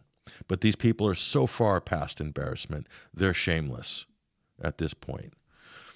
And it doesn't end with the U.S. Obviously, Palantir's just landed a $240 million contract with the British Ministry of Defense. It's part of a $1.5 billion deal with these AI giants like Palantir and the UK Department of Defense and the government. So they're militarizing this. There's Alex Karp with Defense Secretary John Healey there in the UK. So this, ladies and gentlemen, let me just explain this to you, okay? These are the globalists. Alex Karp, Palantir, Peter Thiel, all top Bilderberg steering committee members. Elon Musk. These are all the darlings of the WEF. Mark Zuckerberg, Jeff Bezos. These are the people backing the Trump administration. Alex Jones is bloviating about the globalist. Trump is the globalists. Donald Trump, MAGA. MAGA's a front for the globalists. Donald Trump is financially backed by the globalist. The Israeli military-industrial surveillance complex and Alex Karp. That is the globalists. That's the technocracy. That's Orwell's dystopian international, transnational police state. The globalists. Trump is the globalist. Trump was brought in to pave the way for the globalists. The world order is a corporate world order. One corporate world order. Stop following these sheepdogs. Fake conservative sheepdogs. Dime a dozen. There's too many of them. Elon Musk bankrolled Hillary Clinton, Barack Obama, and Joe Biden. And a year and a half ago, 20 months ago, he suddenly became conservative. They're all frauds. All of them. All hitched a ride on the Trump train because that was an avenue to power and money and control, government contracts, influence. That's what it's about. They're throwing hundreds of millions of like it's nothing. And they're posing as working class champions and heroes and populists. I mean, it's such a fraud. There's your links there. Just, take a screenshot of that if you want. I'll leave that up on screen for a moment. Anyway, what I'm showing you is all publicly accessible. I mean, it wasn't hard to find. Yeah, and this is Sovereign Media who's done this is where I got a lot of the initial links is from Sovereign Media, unmasking the ICE-Israeli connection. So there it is. If you can't see it by now, folks, you can't see what's going on, and you get past, you just need to get past this partisan facade. It's fake. The whole immigration thing is to drive emotions through the right wing, to get support out of fear, and to draw out and bring out some of the more authoritarian fascist elements and concentrate power and authority into the executive branch. And let me just tell you, okay, you think this is Republicans, you might lose the midterms based on current polling. You probably will also lose the presidency in 2028. And if a Democrat comes in, if it's Gavin Newsom or whoever, they will not relinquish any of these fascist powers that Donald Trump has accumulated and is setting against the American people right now in front of us. Okay? And then you can play conservative when the Democrats get into power. Oh, federal overreach. Oh, the federal weaponizing the federal agencies. Oh, I'm a patriot. I'm a constitutional conservative. Where are you now? Nowhere. You people are inconsistent, you're hypocrites, and you're total frauds. Politically speaking, absolute opportunists and political cross-dressers. All of you, the grifters. That's what's left with MAGA. You've got the grifters, the political cross-dressers, the military-industrial complex, and the mainstream media. And the Israeli lobby. That's MAGA. That's MAGA. Gone above and beyond the call of duty for this opening segment here.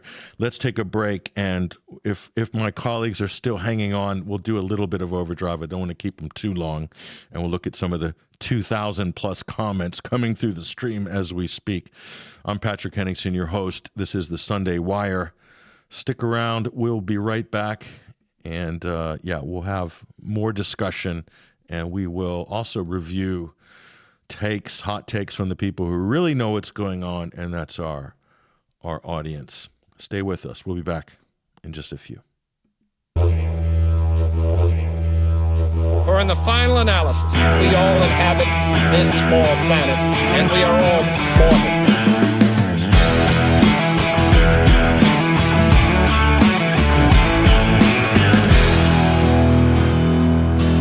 Lately I've been watching world gone mad, brothers and sisters full to take a stand, to hate their fellow man, another man.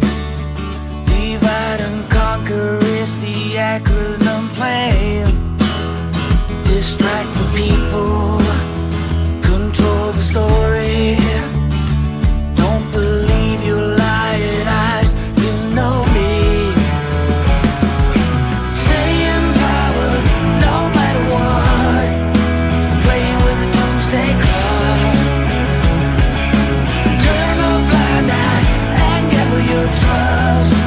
Pushing us to turn to good.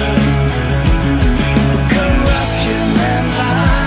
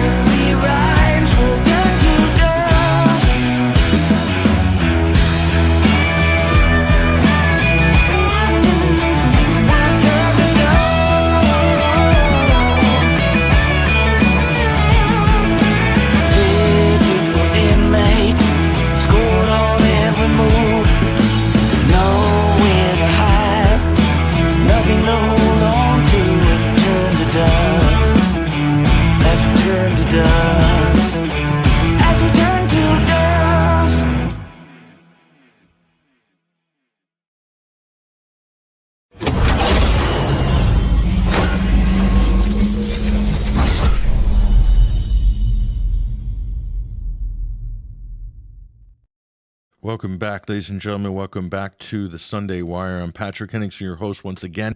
We are in the Overdrive segment as part 2 of this weekly omnibus news and analysis radio and TV program, streaming out live on YouTube, Rumble, X, Facebook Live, also on BitChute, I believe, live as well, and a couple of other platforms, alternatecurrentradio.com, 21stcenturywire.com, and also on the audio streams afterwards. So thank you guys for joining us. And our extended monologue, apologies to some, but I hope the material was well worth it. Certainly, we've got a lot to get off our chest. A lot's happened over the last couple of weeks, especially in even the last 7 days. So they're really turning up the volume, aren't they? The intensity. The Trump administration doesn't disappoint in that department. Now, just a little bit of housekeeping before I bring on my teammates. As you know, as we've said early in the program, and again, thank you guys who have liked and subscribed on our YouTube channel. We really need your help to bust through the algorithm because we are so heavily suppressed, and we have been for a long time. On that platform and Google as well. But thank you guys for doing that. Now, also, if you want to support us, we are having our winter fundraising drive right now. And guys, we really need your support. This is how we fund our operation for the coming year, for 2026. So that's what we estimate is going to be, what we need just to keep the show running, keep the engines running, keep the doors open for this independent media platform. And we think we're going to do it. And we're going to update this dial. This dial needs to be updated because we've had a flow of donations over the last week and actually last 10 days that have been nothing short of stunning. So we're going to update that dial. I'm pleased to announce that we are halfway to our goal now. We have got such an awesome response from you guys. And we're halfway. We're just over the $7,000 mark just in the last 10 days. So you guys, all of you are amazing. So again, let me just recognize some of those people. And again, just first names. Obviously, we'll keep your privacy on that sense. But I want to say a big thank you to Seymour K, Alexander G, Nicholas G, Mr. C.A., thank you very much. Onofrio C, thank you very much. New member to 21wire.tv, thank you so much. Thomas C, Garth H, some great donations here. Evald K, Ronald M, John C, thank you very much. Thank you very much, John C. Joe C, thank you. Big donation, one-time donation. Same with Bonnie L. Thank you. Ann M. Steve H. Wow. Paul D. Thank you so much. Rosemary. Thank you, Rosemary. Tom W. Elisa K. New member. Elisa K. Thank you. Another member. Tom W. Another member. You guys, awesome. Subscribers at 21wire.tv. Welcome to the family. Bruce T. Thank you, Bruce. Gordon H. Awesome. Michael C. Thank you very much. Azra D. Thank you, Azra. Longtime listener and supporter. Loyal listener. We've got people that have been watching this show for 10 years, which is incredible. John D. Jonathan B. Peter K. It's a pretty stunning list. I mean, Peter K., you have really come through in the clutch for us. So I'm just going to have to say we tip our hat to you for your support. I'm almost speechless. That is a hell of a donation. And it will be put to excellent use. Muhammad A., Christian Z., Bernard K., Gary S., Nash, thank you, Nash. John H., new lifetime member at 21wire.tv, awesome. MH, another donation, thank you. Another lifetime member, John M., awesome. Revan, thank you, Revan.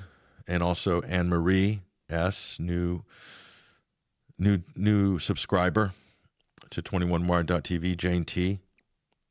Hugh O. Thank you, Hugh. And also Delia, new subscriber to 21wire.tv, Alfred L. Thank you, Alfred. And Vahik D. Thank you.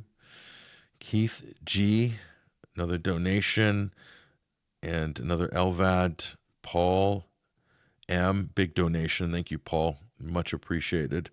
Another big donation from Robert P. Robert, that is amazing. Thank you for your generosity. Donald M. MS. Nice donation there. Thank you very much. Eddie K. New subscriber to 21wire.tv. Oof. Very good. Charles K. Thank you. And Robert M. Another donation. One-time donation there. And a couple of stragglers coming in. Last but not least, Christopher M. Corey G. Two major donations there. Jeanette, I would say. Jeanette, another donation there. So there's a few there. Another Joe C. John C. Another lifetime membership at 21wire.tv. Oh my gosh. You guys are coming in for us on the clutch. Scott A. Mavie H. Another donation. Loneki, I hope I pronounced that right. Loneki K, another donation. And a core member, Manaka T, thank you so much. Subscriber at 21wire.tv, another member has joined the family. So, I mean, so many people have come through in the last 10 days. It's just very humbling. Thank you for your generosity. We're halfway to our goal. I will update the dials. So this dial here is going to be updated. It's going to big jump on the dial. It's going to go halfway. So again, if you haven't yet, I know a lot of you guys are watching the program. I know you like this program. I know you like 21st Century Wire. You like the content that we're putting out. Think about donating. This is the time when we really need you to get involved during our winter fundraising drive. And as you know, we are, keeping things pretty straight down the line. I'm not a big fan of partisan politics. I have my preferences on issues, but sometimes you have to put the partisan stuff aside and you have to do what's right, and you have to think about people. And if you're in the U.S., you got to have principles, and that's why they gave you a constitution in the U.S. If you follow that, it solves most of the problems. The problem is this government is pretty much stamping over the U.S. Constitution and international law, and look at the disaster that it's caused. Why? Power, corruption, allowing criminals and foreign governments to make policy and to basically run everything, and profiting like there's no tomorrow, and the globalist backbone that the Trump administration has allowed to take over the country. We're talking about the Palantirs of the world. We're talking about the Musks of the world and all these AI, building an AI god. And they want you to be afraid of Russia and China and Venezuela and the Iranians while they all get rich. And the globalist technocracy, the digital prison that the Trump administration and its backers are building, and it could, in the Biden administration, we're doing the same thing. Okay? No different. No different. They're all basically playing tag team. 4 years in, next 4 years, somebody else, same agenda. Wake up, folks. Wake up. Time to bring on our expert panel. This is Hesher, host of the Boiler Room at ACR. It's good to see you. We went a little long on the opening segment. I'm sorry. But these are very, very extreme issues for very, very serious times. Hesher, I think you'd agree. You've seen it all. We've covered all these issues in different forms over the years. Here they go, rearing their ugly head again. But half the conversation's completely oblivious and can't grasp the irony. They were protesting federal overreach 10 years ago, and now they're cheering for it. What do you make of this? Well, it's expected. This is what happens when you allow your personality and your worldview to be tied to identity politics.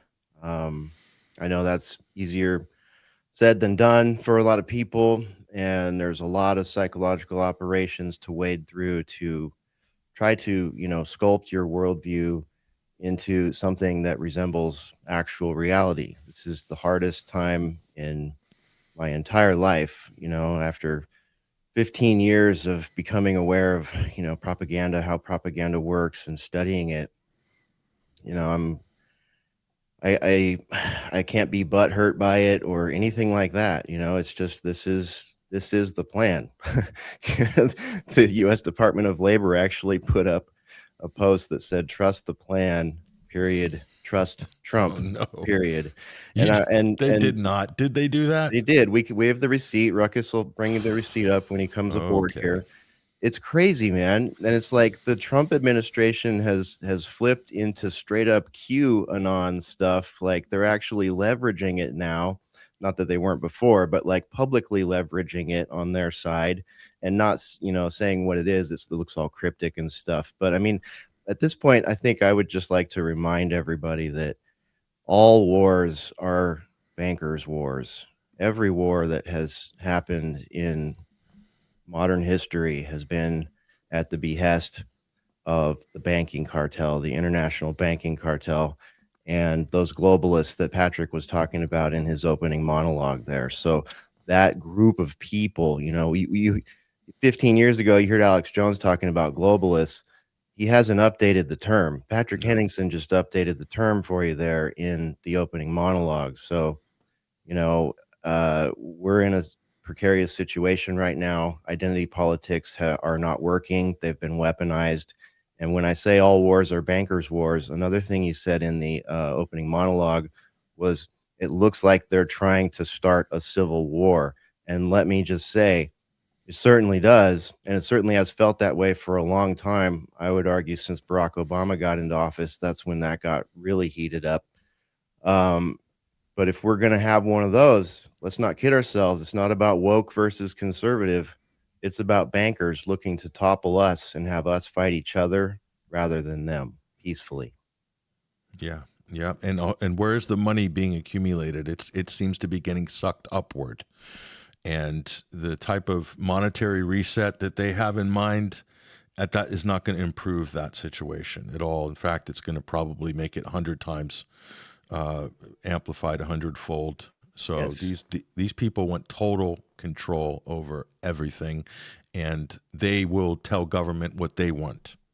These Larry Ellison tells the government what he wants. So does Alex Karp. So does Meta. So does Zuckerberg. So does Musk. They say, well, this is what we want. Sam Altman, this is what we want. And all their wealth is in fake inflated wealth through the stock market, which they pay zero tax on because they just borrow money off and use their shares from Tesla as collateral, so they don't pay any tax. I mean, whatever. So, Ruckus, welcome to the program. Ruckus, have you ever seen a bigger psyop than this? Well, I mean, it's early still, 2026. We're only 11 days in, Patrick. I expect a lot more headed our way. But this one is pretty significant. There are some strange anomalies surrounding this event that, if we had extended time, we could get into. I don't know, maybe we could briefly mention some of them, but that's not what this program is about. So maybe we'll discuss that on Boiler Room, some of the 33s and why the hell is there a Tyrannosaurus Rex there on the video that we keep being shown over and over again. It makes absolutely no sense. But anyways, we taking the whole event at face value. What this is similar to how we had the COVID thing where it was like a beta test in an experiment. We're going to see who obeys orders and who doesn't. This is the exact same type of thing in a microcosm thing. So we see that our audience is divided over this. So the chat rooms are incredible today. I feel like should I be wearing a fire suit or just sitting back in a recliner eating some popcorn and enjoying the show? But that's the point of this. They do want everybody divided. Hesher, over the orders. Should this lady have followed the orders? Well, that's not the point, because as you brought up, Patrick, geez, it's bad enough having to deal with armchair detectives. It's even worse having to deal with armchair cheerleaders who know absolutely nothing about anything, let alone law enforcement and what the rules are. But let me put it to you this way. When you watch a movie, are the police officers in the films or in the TV shows like Law & Order, are they allowed to, like, you are a criminal, bang, bang, just shoot and murder them? Now, granted, we saw a series of successful flicks such as Lethal Weapon, but that was the point. The guy was off the rails, just killing criminals. You're not allowed to do that. You're not allowed to just randomly shoot people. I thought people understood this. And then you dived into what these particular groups of people, what their own rules of engagement are, and the person clearly violated his own rules. So it's interesting that we have a president who's been gaslighting us about, well, everything. Here's another thing where he keeps insisting he's the law and order president. Part of that includes not just the citizens obeying the quote unquote lawful, not unlawful, lawful orders coming from the units who are supposed to be properly trained, vetted, and obeying their own rules and order. So it's disgusting. And then, Hesher, I would like to correct you. I don't think ultimately what is going on here has anything to do with the Civil War. Perhaps this quote from one of our founding documents. Stop me if you've heard this before.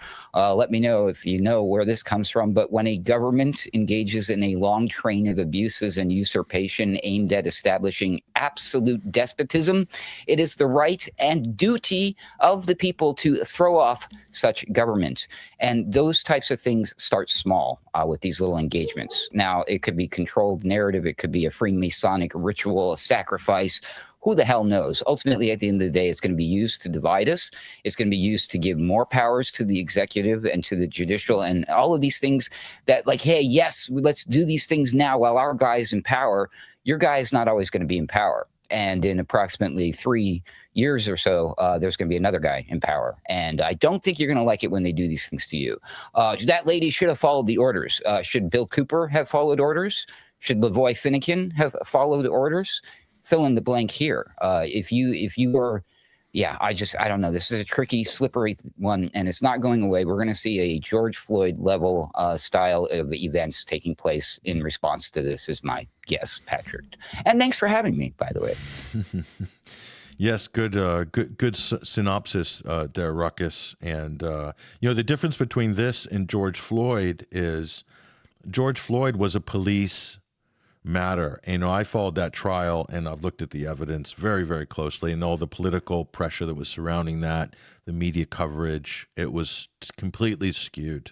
Okay. If you actually followed the trial, you'll know that that was an unfortunate incident which happened, but it was by no means racially motivated and most certainly not intentional. And then in that case, the police officer was actually following protocol. The difference between that and they sent him down anyway in prison, Derek Chauvin. And George Floyd's just a tragedy.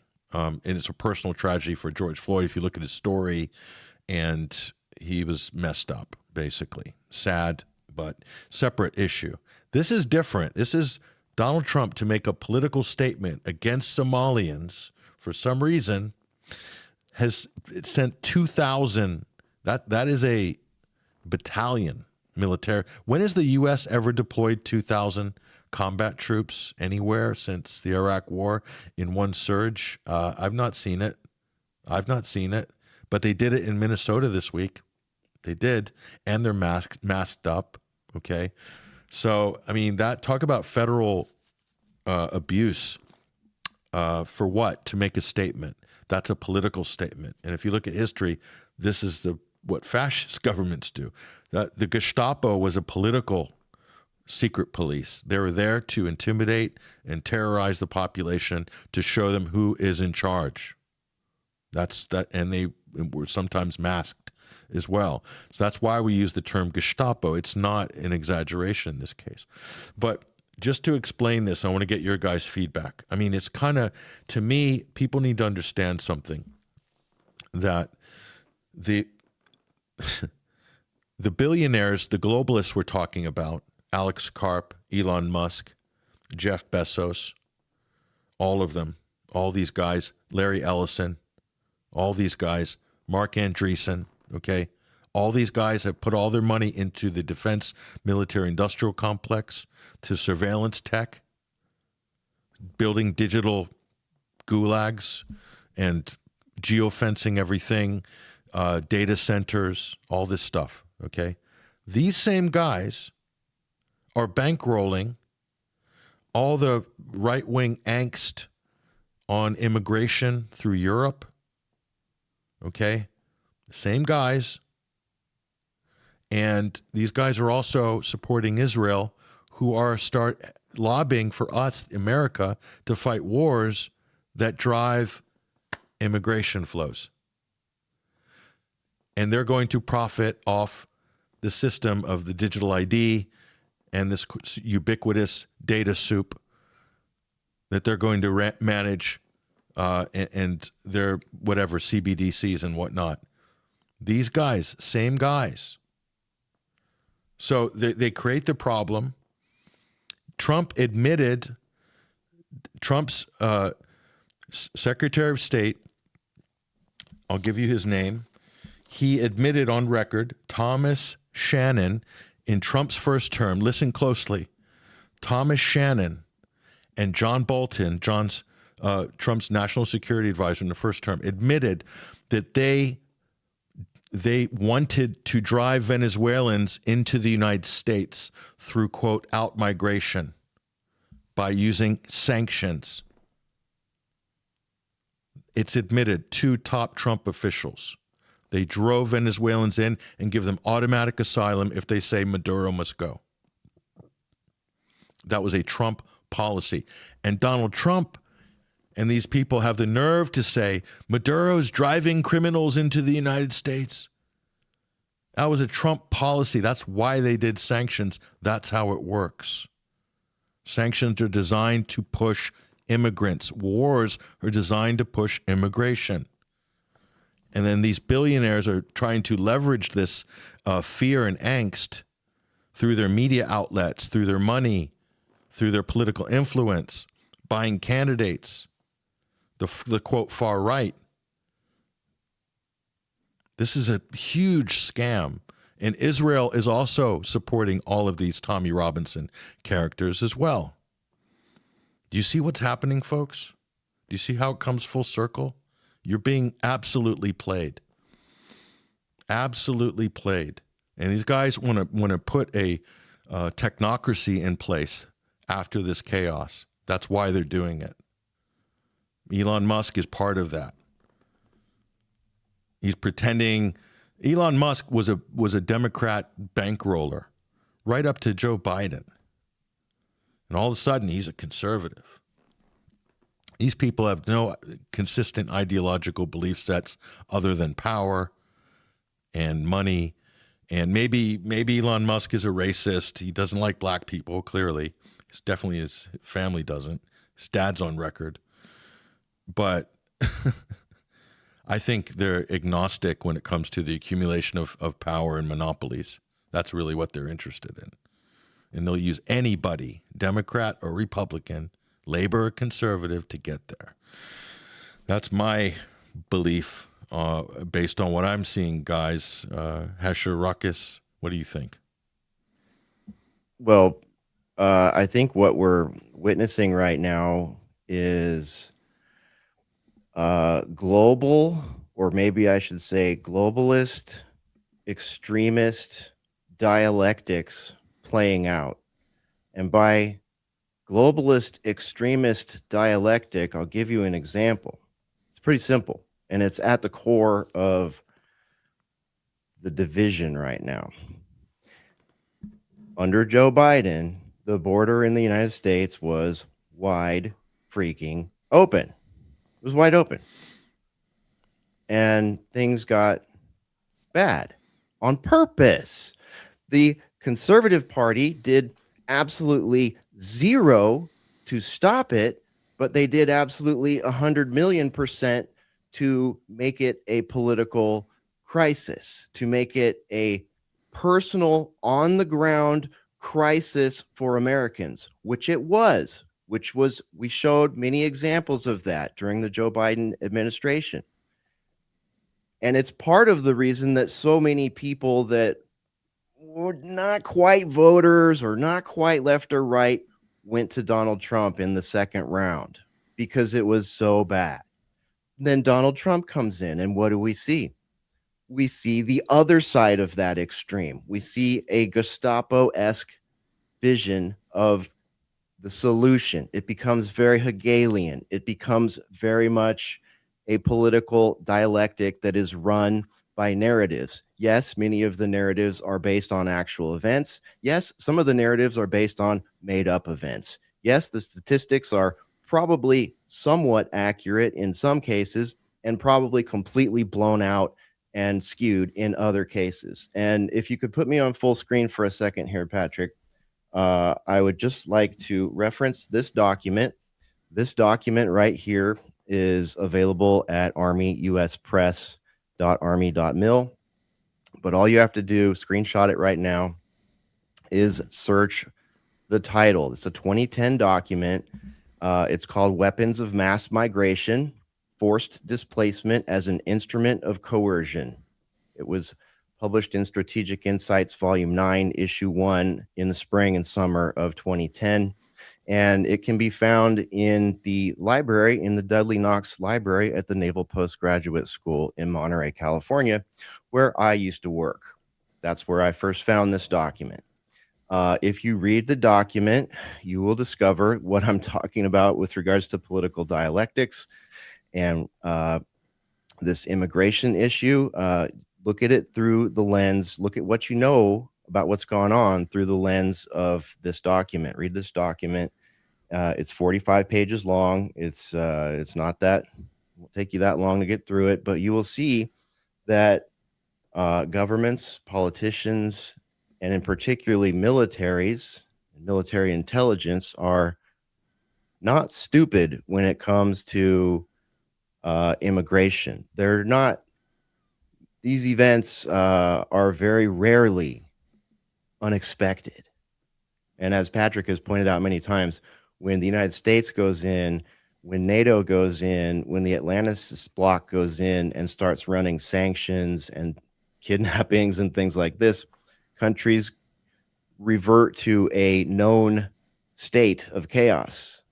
And I warn you that this is probably what's going to happen here if we fall for these sort of dialectics moving forward. Yeah, thank you for showing that paper. I think I cited that in one of my master's thesis. I love going into the Naval Postgraduate School because you have some of the really good strategic thinkers there, many of whom I've cited in my work. So yeah, it's all there. It's we really did. It's like this. It's like what used to be. It's not. It's sort of a. No offense to any of my former colleagues, but it's sort of a shadow of what it used to be. It used to really be sort of like the Stanford of, military postgraduate schools. Yeah, no exaggeration there. So zoom out and just understand what you guys are looking at. Your emotions, your fears are being manipulated on such an incredible level. Hesher laid it out there. The Democrats opened the border. That created the problem, the outrage, the partisan barricades went up, and it sprung load the reaction, didn't it, with the Trump administration? You see that? And it's coming so hard. It's way over the top. It's destabilizing. It's going to create an equal reaction against. If I was president, I'd probably handle it a little bit different. I think you would too, Hesher and Ruckus. If it was us doing the job, and if I was given that one job to do or whatever, I'd probably do it a lot differently. De-escalation on all of these things is so plain and simple. That's the thing. Like when you see intentional escalation, the pendulum is swinging, and it's swinging hard, and it's coming at you. Well, and someone says here, you guys, here's go ahead, Ruckus. About the pendulum swinging, it was a common metaphor that started popping up like about halfway through the previous administration, when people were starting to think, okay, we got to do something about this doddering old fool, Biden, of course. And there were warnings coming from certain groups of folks, independent media, of course, who are not being partisan about it, who were warning that things are so far hard to the left right now that when the pendulum comes swinging back to the right, it's going to be a massive swing. And we're seeing that. Now, you know, we still have 3 more years to go. I don't know how much further it's going to swing. I don't know if it can get much further right than we're at right now. I mean, we got Stephen Miller running around doing his thing. Anyways, geez, these guys, this is crazy. But anyways, when that pendulum comes back to the other side, again, I'm telling you all, you better hold on to your butts. I don't think we're going to make it. I mean, if we survive to the next pendulum swing, I expect every single one of us to be locked up in a FEMA camp or dead. I mean, the way things are going. So, you know, cheer it on now, have some fun, you know, invest in Palantir while you can. But if I were a smart betting man, I'd be selling my silver and bugging out. Wouldn't that be ironic, guys, if it's Trump herding people into the FEMA camps and Alex Jones sitting there cheering for Trump like his court, you know, media jester, when Alex Jones pioneered the FEMA camp concept, right? Back in the day. I mean, that would just be so poetic, wouldn't it? It'd be tragic, of course, for the country, but I mean, Alex is putting out fake videos. I don't know if you saw, like, he put out a video of the Iranian missiles hitting Tel Aviv and said that was U.S.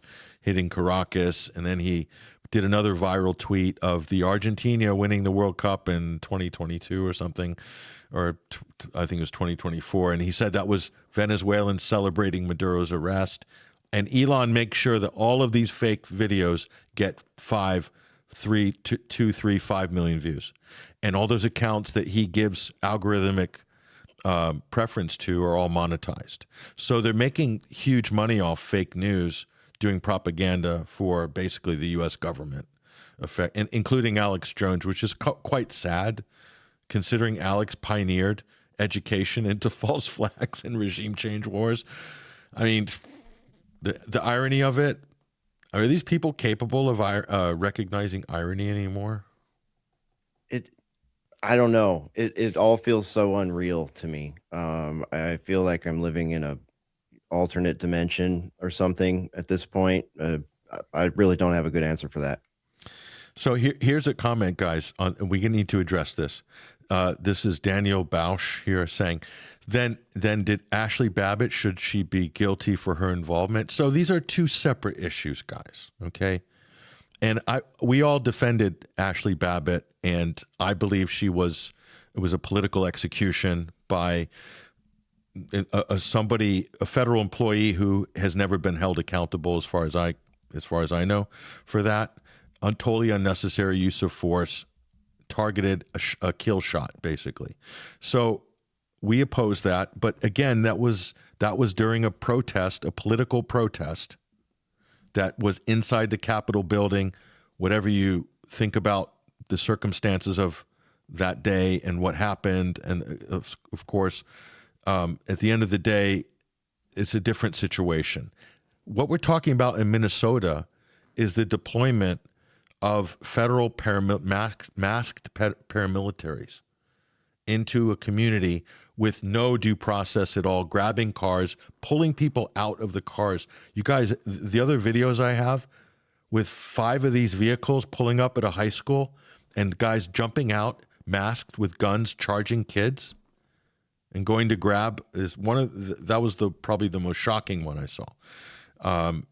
High school kids, because I guess there's an illegal there somewhere or whatever, using cell phone tracking, using vehicle tracking, everything we just showed you. Does that scare you? That type of power? So due process is what we're talking about. So Trump, this administration does not like due process at all, because it seems to get in the way of the action that they want. And I'm a big fan of the Fifth Amendment. I think it's a great thing that America has due process. But I'm going to read you the Fourth Amendment, ladies and gentlemen.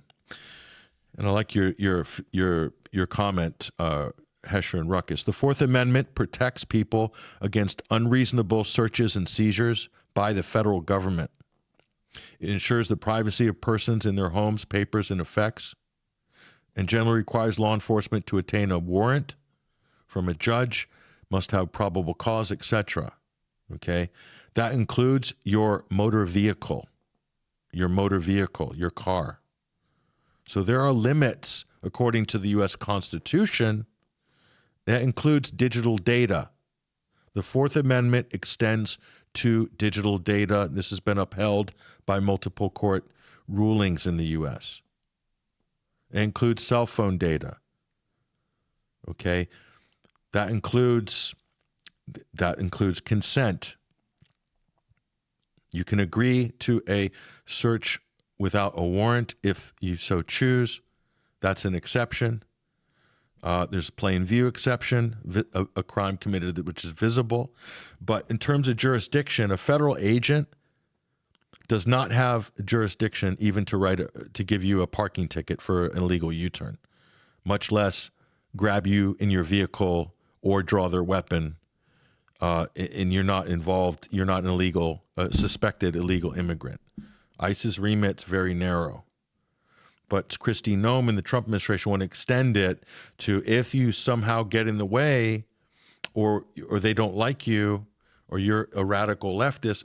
I'm not a radical leftist, I guarantee you this, but I will defend the constitutional rights of a radical leftist in the United States of America because it's based on the constitutional principle. If we don't have that, we're lost. The country is lost. And if the U.S. government is going to launch a bombing campaign against a neighboring country and then abduct their president without seeking approval from Congress or violating the 1973 War Powers Act in violation of the U.S. Constitution, then where is our foreign policy? The president decides it all. One man. I swear an oath to protect and defend Donald Trump, not the U.S. Constitution. The country's finished. The United States is finished at that point. It's no longer a constitutional republic. It's something else. So we're seeing this Fifth Amendment due process, Fourth Amendment, unreasonable search and seizure, all these things. Even if you're not a target of ICE, you guys, your rights are being violated right now in that community space. They are tracking all cell phone, vehicle, data, everything. And they're cross-referencing that with potentially financial information. Who knows? Medical information, whatever, travel records, education, whatever, employment. And that's happening in real time data, always on pipelines. That's what they're called, always on. And the AI is in the background. Alex Karp's data centers working all of that magic constantly. And you have no idea. Most people have no idea this is going on. Sad. Amazon's doing the Ring cameras got hooked up with the Flock camera system, so they're part of this. So the police, without even your knowledge or your consent, can just check out your feed on your Ring doorbell camera. It's crazy. Yep, Amazon's doing the back end. Oracle's doing the back end. All these data centers that are popping up, and we pay for it all. We pay for all of it. We pay for all of the power that runs those things. We pay all the taxes that bring all that stuff in. I mean, it's nuts how much someone should do a study about how much American taxpayer money is spent on violating their constitutional rights. I don't even think you could unravel that twine. So it was saying, you haven't seen nothing yet, says Christendom Defender. Yeah, well. Christians says, trust the plan, right? By the way, that is the image that Hesher referenced earlier, but this was the shocking part. This was from the official gray check mark, silver check mark, U.S. Department of Labor. So they posted, trust the plan, trust Trump, but the image just says, trust the plan. Now, in case you're not familiar with Q, this is Q written all over it right there. Trust the plan. Now, of course, they never tell us what plan we're supposed to be trusting, Patrick, but maybe what we're witnessing was the plan all along. Yeah. Yeah, they actually post that stuff on social media like FAFO by Trump. So eat your groceries saying the great patriotic reset. Listen, and that's the point I'm trying to make. This is not patriotic. You know, what makes, I have to explain this. It's like we have to give the civics lesson again, guys, to people who have forgotten. How is the U.S. different from other countries in history? It's a constitutional republic, has a written Bill of Rights. That's it. That's it. Everything else is window dressing, as far as I'm concerned. That means I'm guaranteed certain constitutional rights. And if you don't defend that, and you're also obligated to defend your fellow citizens or even non-citizens to defend their constitutional rights. And why?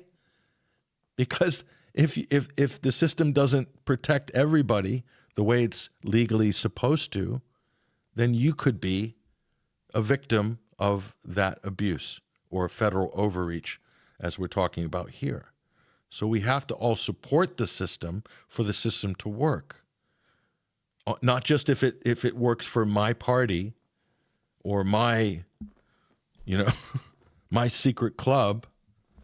It has to be for everybody. Otherwise, and I know it's not perfect, and I know it's corrupt, and I know it doesn't work for everybody many times throughout history. But that doesn't mean we don't stop trying and putting the effort in, because the minute you stop and give up and don't put the effort in as a collective citizenry, that's when things really, really go downhill quick. That's what I'm seeing now.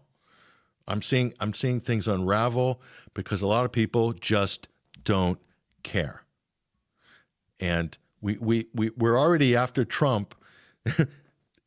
We've basically handed over left-wing anti-war populism back to the left. So congratulations, MAGA. You've lost that one, and you'll never get those votes back. Not, at least not for another 4 years. You're not going to get those votes back. You lost all the independents. And now you're going to give civil liberties and the defense of civil liberties. And guess what, guys? It's coming. The left will reclaim constitutional rights and scholarship. It's coming. That's where it was in the 60s and the 70s. And then it flipped. And it's coming back. It's going to get readdressed. So well done, MAGA. What a revolution. So don't ask for any sympathy when that flips back on you. You're not going to get any sympathy from here. Sorry, guys. Low IQ. You deserve what you get. So thank you, Eat Your Groceries. And yes, we do know that George Floyd died on a speedball combination of fentanyl and amphetamines. Yes, we are well aware of that. Not everybody is, but we actually watched the trial of Derek Chauvin, so we do know these things. But thank you for that.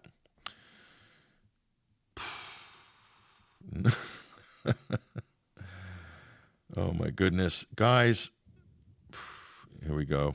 Don't rag on the Canadians, please. They get a lot of bad press. 90% of Canada purple hair cards who love their tech overlords. They elected Mark Carney. I can't argue with that. They did elect an arch globalist, Mark Carney, a central banker of the highest order, a Basil BIS man is in charge. But he's concerned about Zelensky right now. This guy wouldn't care. He will never raise his voice about what's happening in Minnesota because he's probably quite happy about it. Remember what happened in Canada? What was that? Holy moly, almost 6 years ago now, or so, when the cops were overexerting their force there and beating people with their batons and stuff. And there were some folks out here who were like, "Hey, you can't do that. Thank God we would never do that here in America." A large percentage of those folks who were decrying foul about the Canada thing are now saying, "Hey, she should have obeyed orders." The trucker protest. Yep. Yeah, that was 2022. It's shocking that these people do these 180s like this. It's wild. Yeah, comply. Like, there's no complying with an order is not. I'm sorry, but if that order infringes my constitutional rights, then I am not obligated to comply with it. You have to comply with the vaccination policy. How about that?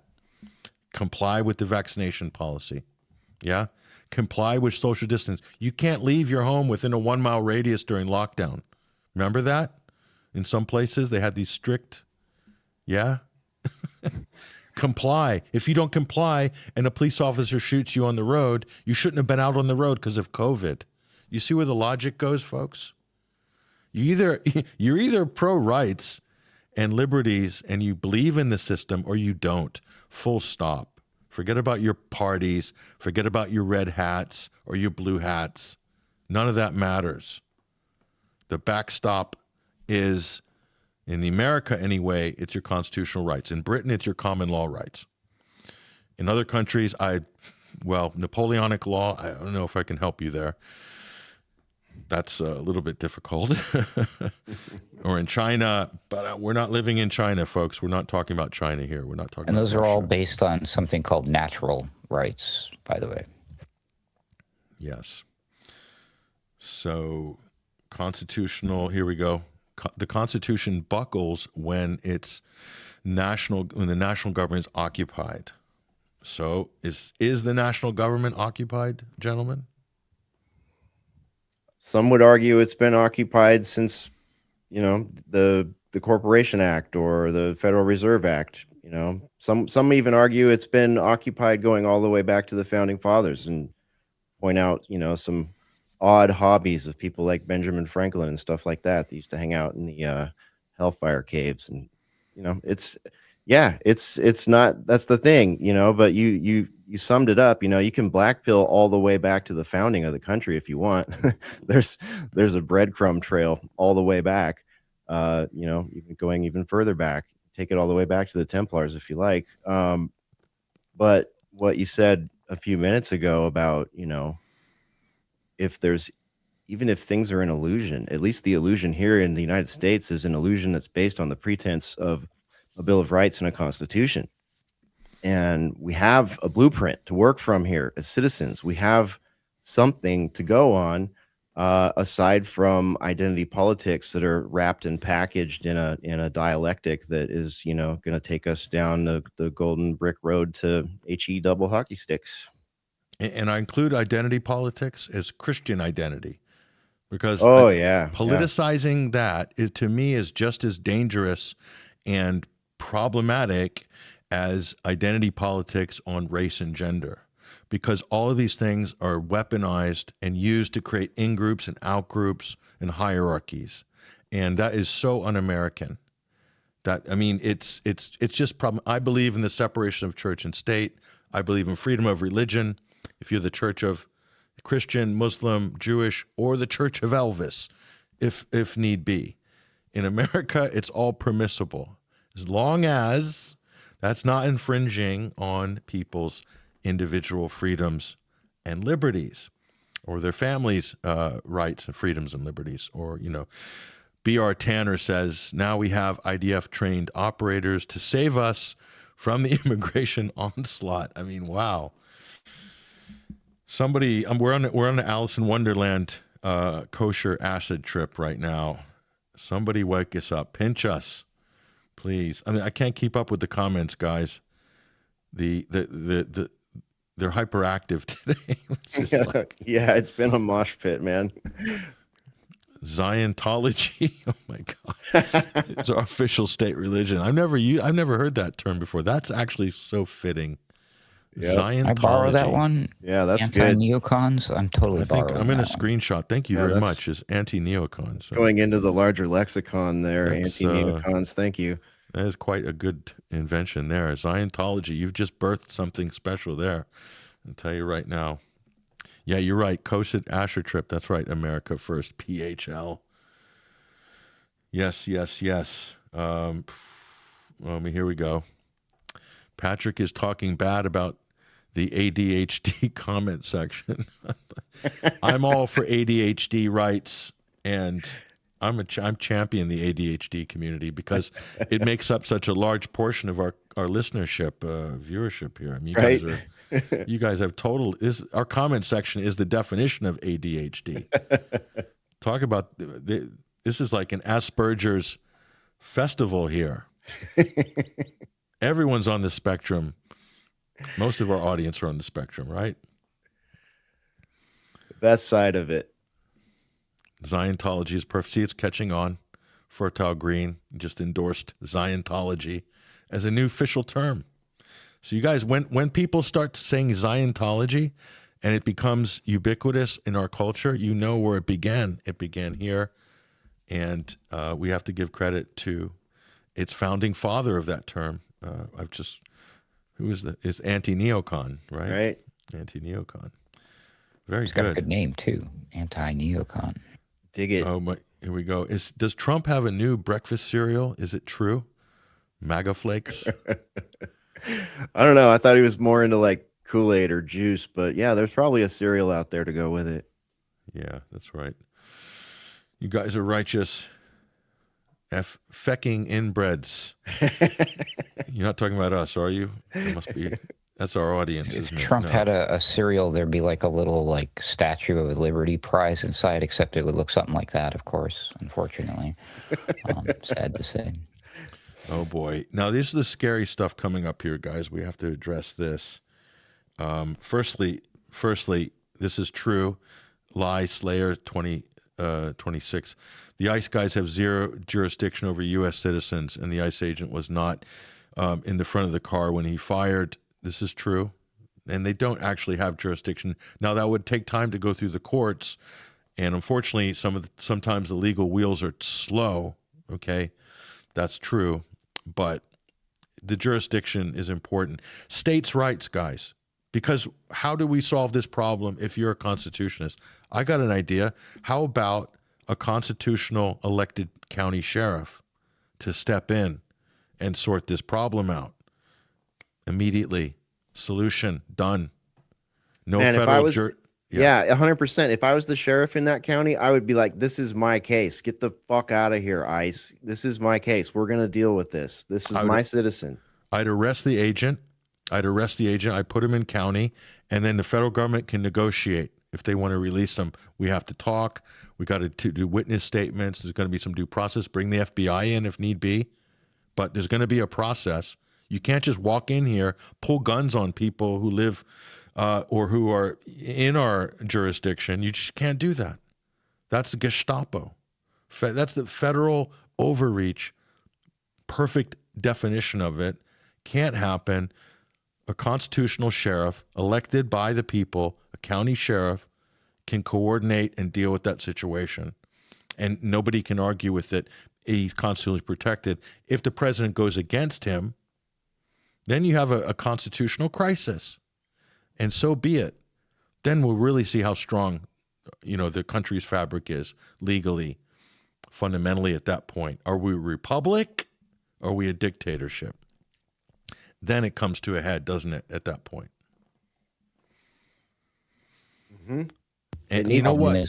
They all belong to the same club, the sheriff, your police chief, your mayor, your governor, your judges, etc. Even your dentist, believe it or not. They belong to the lodge, but who knows? You see, you guys, the fake conservatives, of which there are too many to mention, okay? They're looking at this through a partisan lens, okay? Real patriot, Second Amendment, armed, if you really cared about your community, because if you don't protect everybody, they're coming to your community on another basis for another issue under another government. The patriots, if it was me, I'd be setting up roadblocks, armed roadblocks, and then the ICE guys are going to have a nice, polite conversation about what they're doing. Are you going to be pulling guns on people? Are you planning on shooting anybody? We need to know. Otherwise, you guys are not going to be able to come in. And this is how that's lawful. That's legal in America.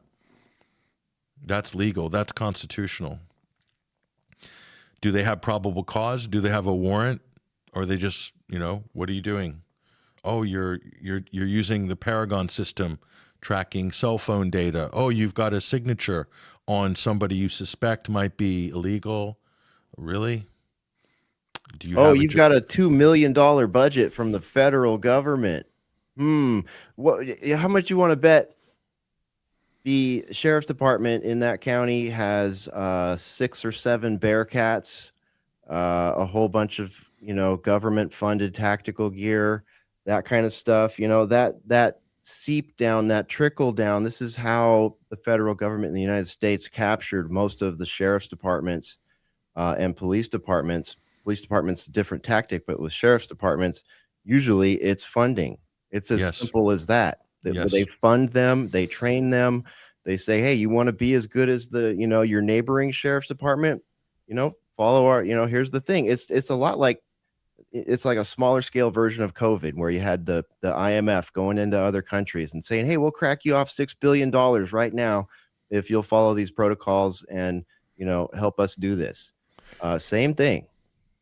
Hesher, that is what the Department of Homeland Security is. It's a funding gravy train mechanism to get people to fall in line through incentives like that sort of stuff. And on the back end are the suppliers making the money. That's basically the DHS. It's a giant web of contractor and subcontractor and subcontractor. Giant federally managed network. If you can plug into it, you can make tons of money. But they're creating policy out of this department that's really, to me, commercially driven, quite frankly, when you drill down to it. But this is a perfect example I've got up on screen, guys. Who are these recruitment agents that are taking this money? They're supplying these ICE agents. These are not federal agents. They're mercenaries. And I'll bet you most of them haven't gone through training. I'm going to say something very controversial, but do you remember when the TSA came online?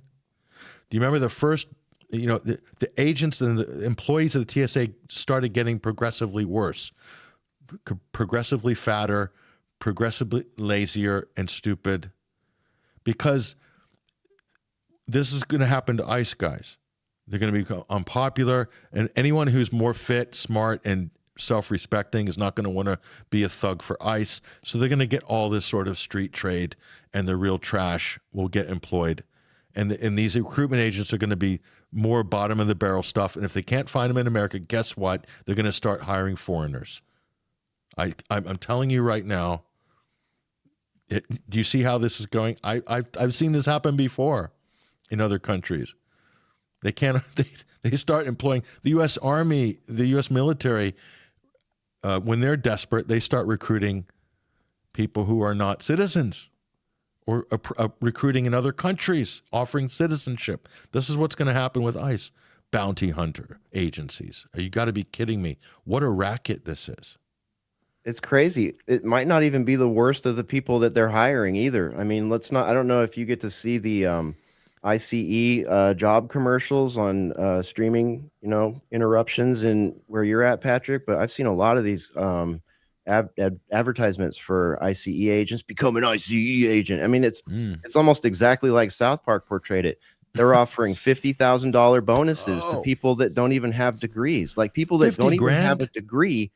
Like you could be, no offense to janitors or underwater basket weavers, but you could be a janitor or an underwater basket weaver in anywhere and apply to be an ICE, have no, training in law enforcement or self-defense or anything like that, and you can become an ICE person. Like people, they're literally pulling. That's why so many of these people are wearing masks. I think it's like these people can't defend themselves in public. Many of them shouldn't have this job in the first place, and they're just piling them into vans. And I think they're expecting things like this to happen. You can't, as a government, as an advanced government, if we could call our government that, but a long-standing government, a modern government, you can't do a program like this and flood ICE with bounty hunters and normal citizens off the street who are not prepared to do that job. It's ridiculous. It's asking for this kind of situation. Common sense. And we've seen it all before, by the way. It's not like you need a crystal ball to predict how it's gonna play out. We've seen these situations, and we know how it will eventually play out. So, comment here, Corey Stinson 4251. I am a Zionologist, clearly a proud one, and I've determined this podcast is antiseptic. Please report to local Ron DeSantis re-education camp. Very cute. Is Ron DeSantis running re-education camps? Yeah, he's putting woke people in them. Ron DeSantis. He had heels. He wore the Rubio lifts, didn't he? He had the heels. We're not discriminating against. Patrick, I shared another example of what you guys are talking about here. We shared this, I think, briefly on Boiler Room. I dropped it in the private chat here on the StreamYard. But it's an ICE officer who had a non-lethal weapon engaged at protesters alongside his fellow ICE agents, but for some strange reason decided to put that away, pull out a handgun, and put it right directly point blank in front of the woman's face. No trained officer from any place would be doing such a thing. You know what I'm saying? Yeah, yeah. It's indefensible what happened. I'm sorry. I can't believe that people that are just, especially the Matt Walshes of the world and all these Elon bots, I mean, they're just like railing at this woman for daring to get in the way of this guy's bullets.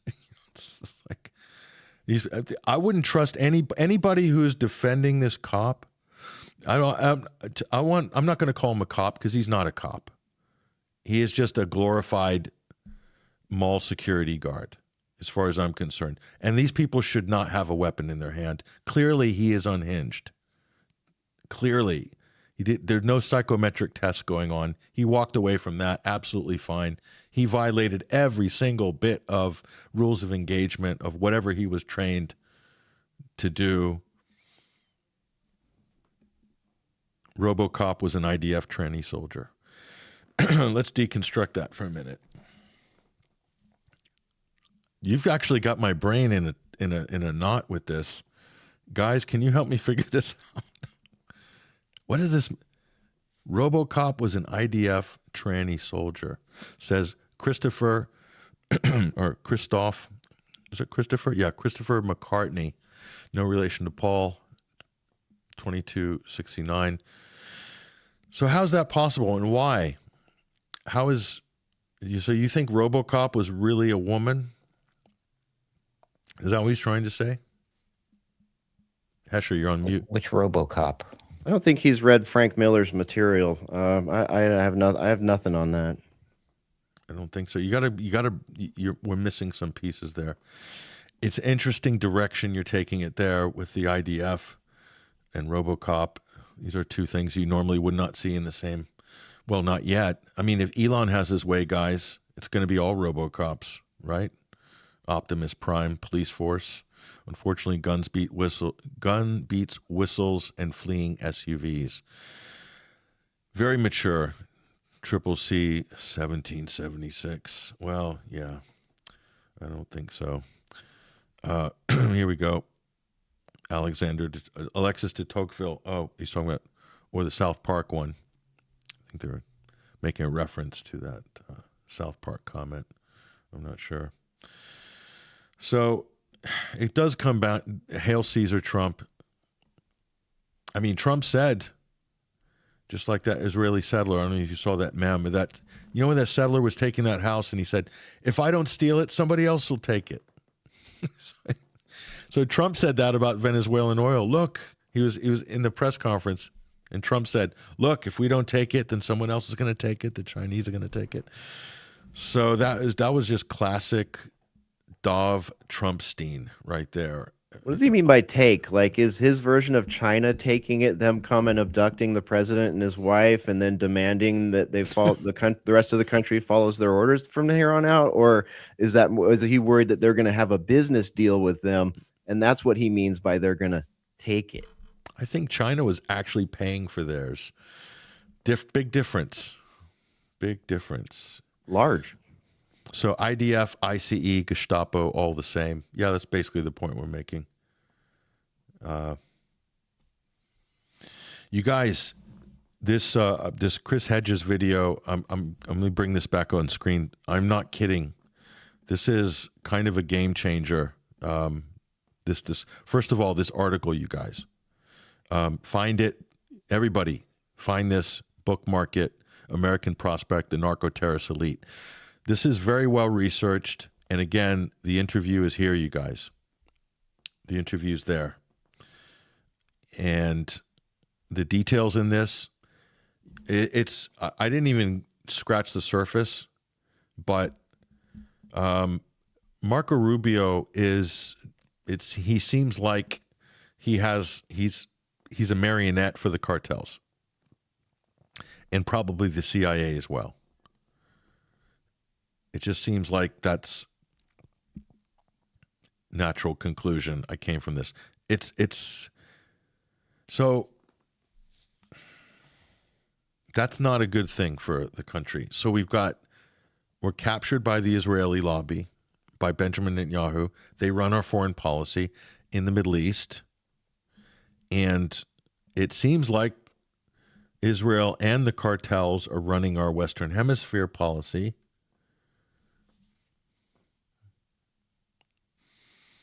Yeah, very much. So what the hell is going on? Again, it feels unreal. It feels, I don't know. Wherever it's headed should be of a large concern. Wherever this is headed, why ever this conversation has been allowed to happen on YouTube, there's gonna be a bookend on it at some point, and we are on the edge of our seats to see what that looks like. So Perhaps everybody we should revisit the fall of Rome. That should be everybody's weekend homework. Definitely, this is how empires. Rome started coming apart when it abandoned its principles, when it abandoned its legal checks and balances, and so forth. And again, Hail Caesar, Trumpstein. But this interview, you guys, the narco trafficking elite, Chris Hedges' show. It's watch it and take notes. I'm going to watch it again, take notes, and I'll probably do a lot more work on this. The information's out there. Trump, Rubio, this entire administration. This has been going on for like 50 years in the U.S. through the CIA, drug trafficking. It's just now it's become more sort of obvious, and they're quite open, not hiding it very well now. That's the difference. This has gone on through administration to administration since Kennedy.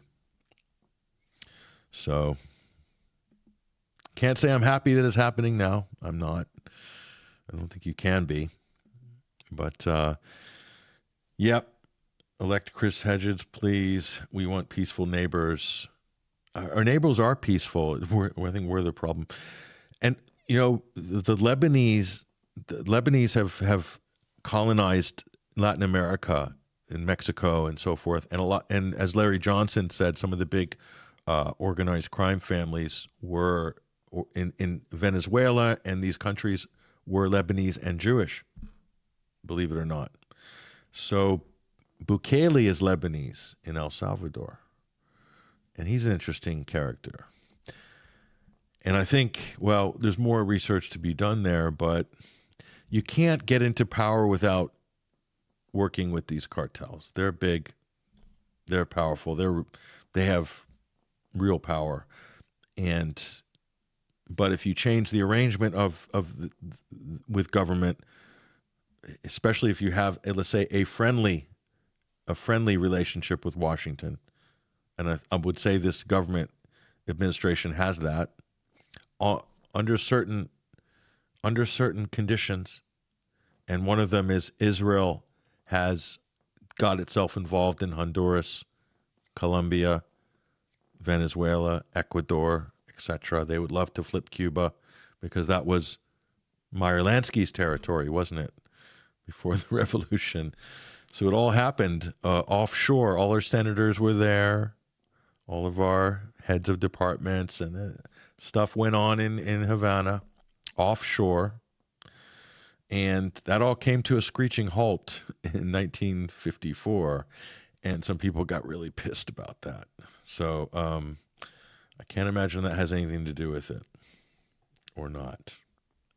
Yeah, they'd love to have Marco Rubio as viceroy there, wouldn't they?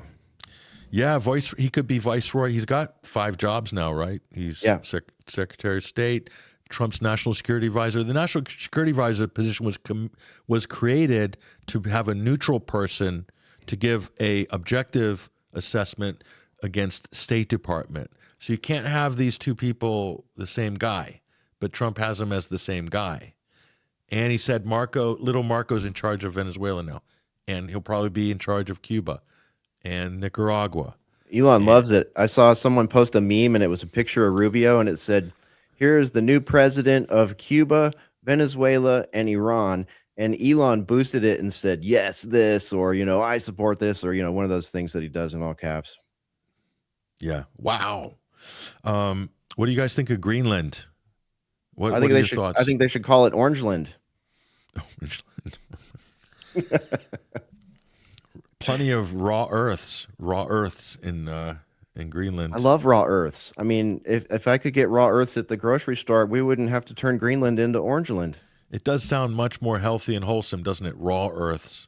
The raw. You get sick doing that. You have to cook your earth all the way before eating it. Raw earths. It sounds organic almost. It does. Sounds organic. Probably a little more expensive. Yeah, Orangeland, one of our chatters. I swiped that from one of our chatters. It's so far up the roll I can't find it, but shouts out to you. So, chat, I want to ask you, let me see, Rubio could become Cuba's minister of, I can't repeat that. Okay, I'll pose that in a different way. Do you guys think Marco Rubio is... Let's not talk about Rubio. Let's talk about Lindsey Graham. Lindsey Graham's being quite hawkish, threatening the Cubans now, saying, "We're coming, you're next." What exactly is he threatening there? Is he threatening to lead the gay pride march through Havana? I mean, that would be devastating, wouldn't it? Yeah. We actually featured your tweet or your X post on that on Boiler Room on Friday night, and we had a lot of laughs and conversation about it. And we played the clip of Lindsey Graham coming out of what looked to be the bathroom with another dude. Who was that standing next to him when he was going off on Cuba? Slutnik. Yeah, looked like he was not coming out of the closet, but maybe coming out of the bathroom with Lutnick, and then threatening Cuba with Donald Trump just standing right there looking confused. That's not a good look. This is scary. Erica Kirk is a relative of Lansky and Rothstein. The Erica Kirk rabbit holing on X is insane. It's so insane. Like, I'm so glad I stepped out of that one. Like, everybody can have this. I have no interest in this whatsoever. This is like, I wouldn't touch it with your 10-foot pole or anyone else's. No, thank you. Shabbat shalom. We'll leave that one. That's all we got to say. Trump is obviously on the side of the Honduran cartels, obviously. That goes without saying at this point. So Lindsey Graham's also, he was taunting and threatening the Iranian leadership. What has Iran ever done to America? Actually, nothing. Patrick, they're the number one sponsor of state-sponsored terror. Yeah, just keep repeating that, and maybe it'll be true one day. I'm trying to. We'll start fixing the algorithm a little bit. We'll slip little ones in. Yeah, there. Exactly. Let's help that algorithm. Everybody, repeat after me. Iran is the number one state sponsor of terrorism in the world. Not the United States or Israel, but Iran. Yes, Iran. And Iran is the biggest nuclear threat in the region, in fact, for the world, even though they don't have nuclear weapons. And then some people pretend like they're smart will say, "Oh, no, don't be silly. That's not the real reason. Obviously, Iran's not a threat to us. They're only a sideways threat to us because they are a huge threat to our greatest ally, Israel. And if something ever bad happens to them, then we're screwed." So, I'm like, you guys are dumb. So Rubio, Trump's also made threats to Mexico, different types of threats, but how long till he's saying, "Oh, their leader better, do what we say"? I mean, that's anything's possible at this point. This is the problem that we're facing. It's, it's Stephen Miller saying there's no such thing, international law. Now it's might makes right. The world is ruled by power. Kind of dangerous. If you keep going down this road, guys, it might not end well. It maybe not this year, maybe not in 5 years. What's Ruckus got? Let me put that on screen. If you want a vision of the future, imagine a boot stamping on the human face forever. George Orwell. Yep. I mean, come on. Shine bomb. Okay, here, you guys. Do you know who Patrick Bet David is? Oh, yes. PBD, right? PBD podcast.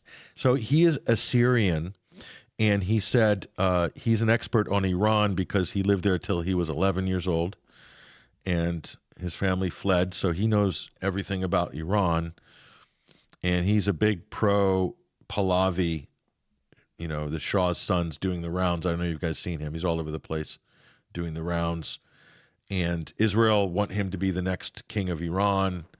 The only problem is there's not many people in Iran that want to have a king again. A little bit of an issue there. little bit of a problem. So I got a clip from the PBD podcast. Patrick Bet-David, PBD. Let's take a look at that. So this is PBD talking to the Shah's son. This is the top U.S. candidate for regime change. This is the guy.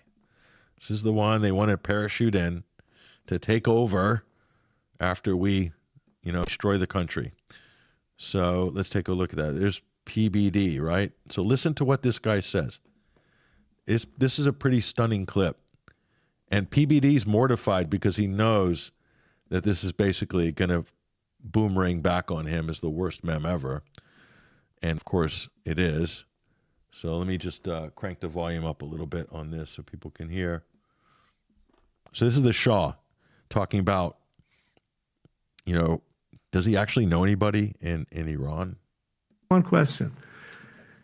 Whether or not I'm going to take my family back there. Because in a way you are thinking whether or not you can take your family back there. We would all like to be able to go back home and be able to live there if possible. And I see in a realistic sense that we can keep flowing and going back and forth. We don't have to be pinned in one place. We cannot divest because honestly, my life has been for the past 40 years here in America. My children live here. My friends live here. Everybody that I know is here. So if it's almost unfair to them. If I was to go back, what do I go back to? One question. Whether or not I'm going to take my family back there. Oh, because in a way you are thinking honestly, whether or not you can't make this up, you guys. So he doesn't know anybody in Iran, and he prefers to live in America. This is the top regime change replacement. And he's the son of the Shah. He looks like he's like 75 or something. Yeah, so he's like 68. Okay, 60. He's been here his whole life for the most part. His family's all lived here their whole lives, and I'm going to go be the president of Iran. Okay. He's never worked apparently hardly worked a day in his life because he's living off this massive trust fund and the largesse of the U.S. federal government probably as well, truth be known. So that ain't going to happen.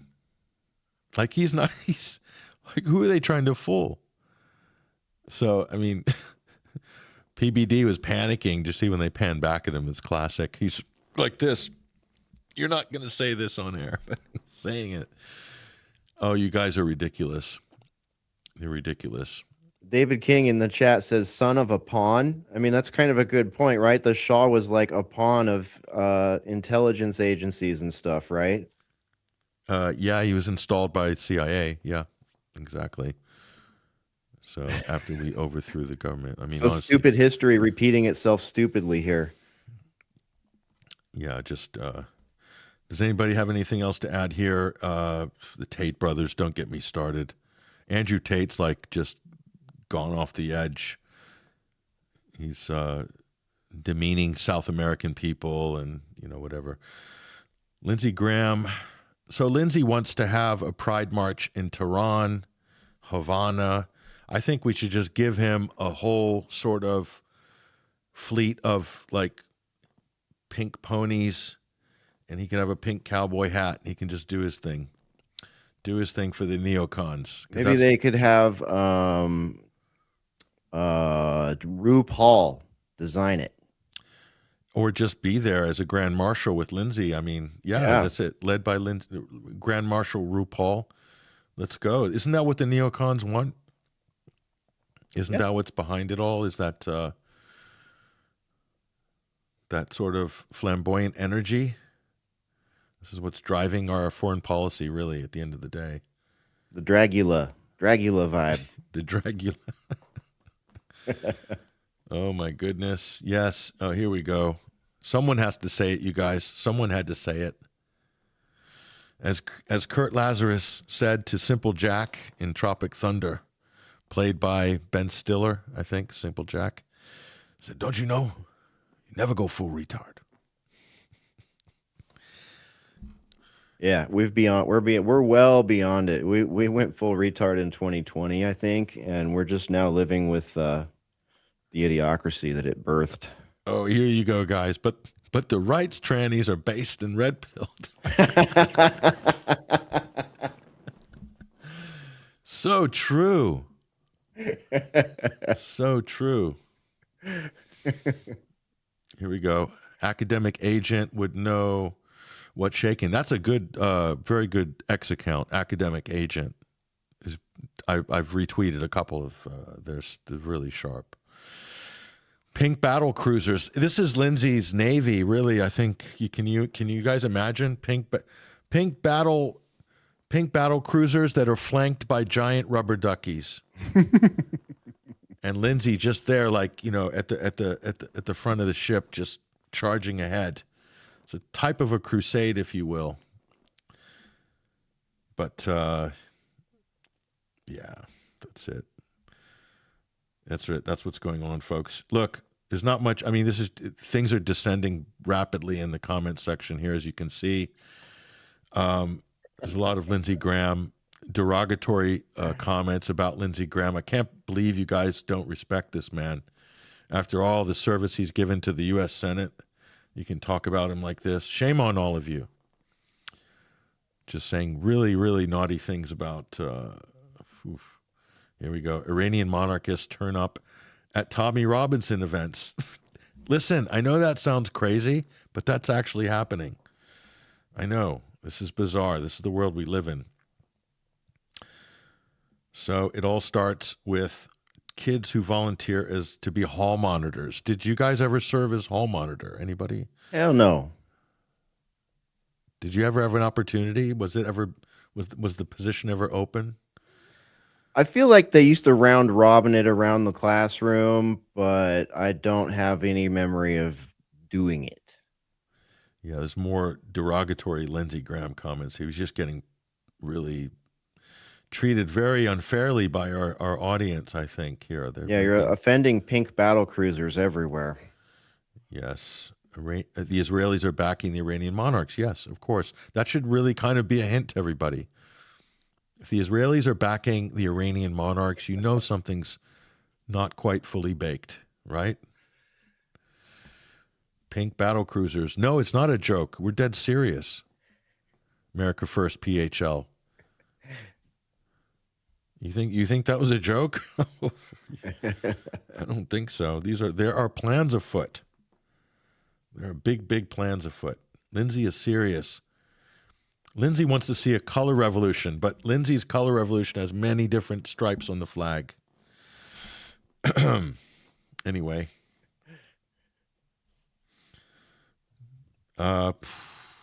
Greenlanders. Yeah, there's Eskimos up there.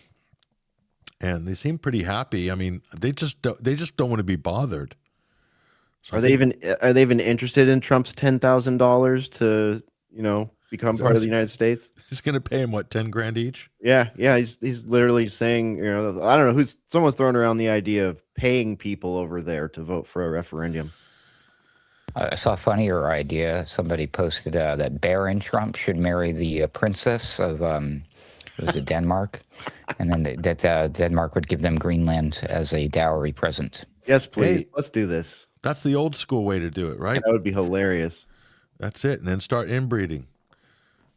You get a bunch of hemophiliacs running around in 2 generations. America, #1 pirates. Yes, that's it. Embrace it. Look at this. Trying to hack the algorithm. We love Israel, says Andrew Podmore 5547. Lindsay Sham. Yes, sir. Lindsay will be building golf courses. Do you have to build golf courses? You have to cut the trees down and plant grass, right? So, yeah, there's some very, very pink cruisers. Yeah, you're talking about cruisers. That's it. That's the Navy. It's going to be all cruisers. Lindsey Graham's Pink Navy. No battleships. Just small. They don't beat orange battleships. little PT cruisers, I think.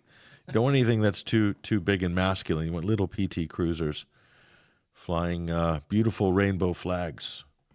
And he can establish, I guess, his own sort of fiefdom there. Yeah. Pay Americans $10K each to take Greenland. Yeah, that'll work. Stimmy checks. Is Trump? When do the stimmy checks arrive? He's already done the veterans, right? $1,776, right? Yeah. I don't know, man. I don't think that was for veterans. I think that was for active duty service members. And I don't know if that even went out yet, or if that was another blowing smoke up everybody's ass kind of thing. So we'll have to follow up on that one. Okay, last calls here. We're gonna close this out, you guys. I will pick one that I think will be deserving of your attention.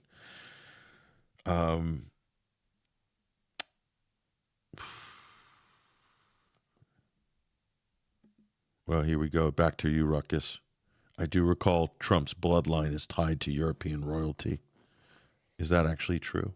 Well, I believe every single U.S. president is somehow related to the Queen of England or something like that, right? Isn't that what that 13-year-old girl found out in her science fair project back in the 90s? Something like that. But yeah, I'm sure that they're all related. Yep. Another cheeky one, BB, for one world government president. If it's not Zionism, I reject it, says Eat Your Groceries. Very enthusiastically pro-Israeli there, and globalist as well. A pro-Israeli Zionist globalist sort of hybrid there.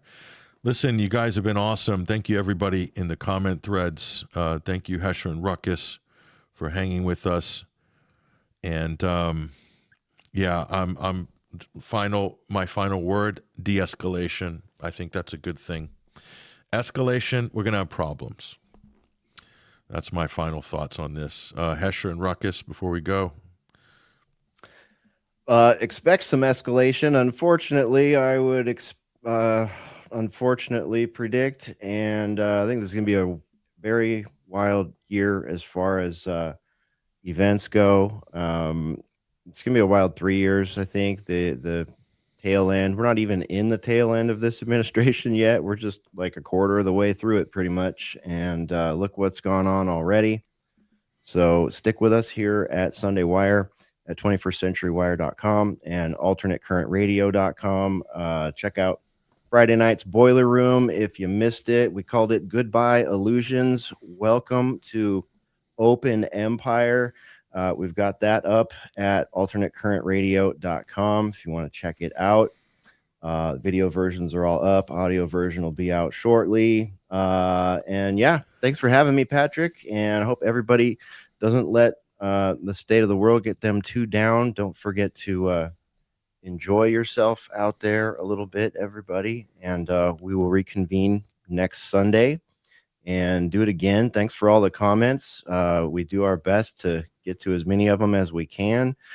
Shouts out to everybody in the Boiler Room Discord, the 21 Wire web chat, the Rumble chat, the X chat, the YouTube chat, the BitChute chat. We're out there on all those, so please be sure and follow 21 Wire on all those, and Alternate Current Radio, Boiler Room, and check out all the rest of the podcasts that we curate over at Alternate Current Radio too. We got some great stuff going on over there. Everybody's working hard, putting stuff out, and looking forward to a good 2026, regardless of what these ghouls do internationally. Thank you very much, Hesher. Bryan McClain, host of the Boiler Room. And check out all the content and community on alternatecurrentradio.com during the week, folks. Ruckus, your final thoughts before we jettison Sure, thanks for having me again. Obviously, I'll reiterate what Hesher said. Check us out over at alternategcurrentradio.com. You can find out the stuff I'm doing with Sam Chaney over at Weaponized News. Also at alternategcurrentradio.com, just search for the Ruckus stuff. You'll see Roundabout Ruckus over there at our website. That'll take you to the stuff I do with Sam, but I do make a once-a-week appearance with Sam Chaney on Weaponized News on Wednesday evenings. That is, holy moly, 7 p.m. Central Time, U.S., so you do the math for your time zone. I also, before it goes away, please check me out over on X. I'm AC_wordslinger. I do make a concerted effort to not only, repost other people's stuff that I find interesting, like this wonderful one from Syrian Girl, and, our own ACR stuff, but I make fun, posts too. So if you're into like fun posts that are human rights, that's not from AI, then please check me out over there. You can also send me a DM if you're interested in having me do some work for you, because times are tight. So if you'd like to hire me as the word slinger, I do websites and I help small business owners and entrepreneurs with graphics, social media, marketing, business consultations, etc. So hit me up over there. And I'll leave everybody yet again with a Bill Cooper quote: read everything, listen to everybody, don't believe anything unless you prove it for yourself with your own research. Ruckus is superior to OpenAI, Claude, ChatGPT, and Grok. He's real, and we think he's superior all the way around. He's got a real point of view, unlike the AI large language learning models. So we all have a real point of view. That's why we're here, to share that with you. Thank you, Hesher. Thank you, Ruckus. Thank you to everybody at the Alternate Current Radio chat community, 21st Century Wire chat community, everybody in our comment sections. Thank you guys so much for joining us. This has been quite a good show, quite a good program, great response from the audience. And what we're talking about here is obviously really important. So we're going to do our best to give the issue the justice it deserves, and to give it the depth it deserves. These are not easy times. It's going to challenge you on a fundamental political level, your political perspective, depending on what hat you think you wear, what camp you think you're in, what tribe you believe you belong to, and there's plenty of let's just say grifters, cross-dressers, and fakes that are really, I think, causing a lot of problems, and some of them are bankrolled by the richest people in the world, unfortunately, who we've mentioned previously during the program. And I think that's also part of the problem. We're trying to be part of the solution. We're trying to be objective as possible, call it straight like it is, balls and strikes, right down the line. That's what we're trying to do. So we appreciate you guys coming along for the ride. And if you want to support this type of work, 21st Century Wire, I mean, you guys, the articles have been incredible. The reports on our website have been absolutely amazing. And we have to thank our staff, our team, our viral videos as well. We've got a great team. We've built this over the last year or so, and we're expanding. So it's only getting bigger, and we need your help to do that. So if you want to support us, if you like the work that we're doing, and you want us to go into 2026, support our winter fundraising drive. As I said, we're going to update that dial. We've hit the halfway mark this week, officially. We're just below the halfway mark, so we're about 7,000, which is incredible. So this is what we need to basically just keep the ship going this year. Obviously, if we get more than that, it's a bonus, but that is the bare minimum. That's what we're going for this winter, and we're making our way to that goal. And it's because of you guys, really, because of our audience, our listeners, the names we've read out the last couple of weeks. The response has been, the generosity has just been unbelievable. I am speechless with some of the donations that have come in, even multiple donations from the same person. And wow, thank you, and we appreciate it. And we're going to do our best to keep the standard high, and we're going to be hitting hard going forward. So again, you can go to our website here. The donate button's in 21st Century Wire. It's in the show notes as well, but you can go to the gold button, donate support, our website, upper left-hand corner. You'll see it. Bring you to the winter fundraising drive. You can subscribe, become a member at 21wire.tv. That's amazing. or you can give us a donation, or both if you want. And we really appreciate anything that we get. And again, you're helping to build and maintain an independent media platform here that's been going officially since December 2009. December 2009. And this show, The Sunday Wire, has been going since September 2013. Okay. We've been very consistent. So, if you're supporting this, you're supporting us and what we're doing, we're not going anywhere. Okay. We've been here for the long haul.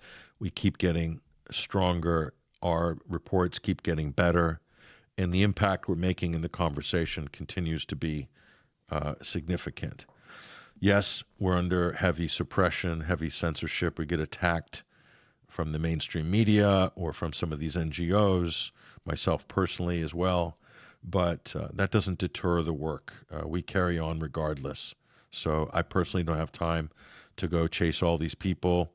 I figure if they're attacking us and putting us on these blacklists, these USAID-funded disinformation lists vis-a-vis Ukraine, if my government's actually spending money to put me on a Ukrainian or an EU blacklist through State Department cash, then we must be doing something right.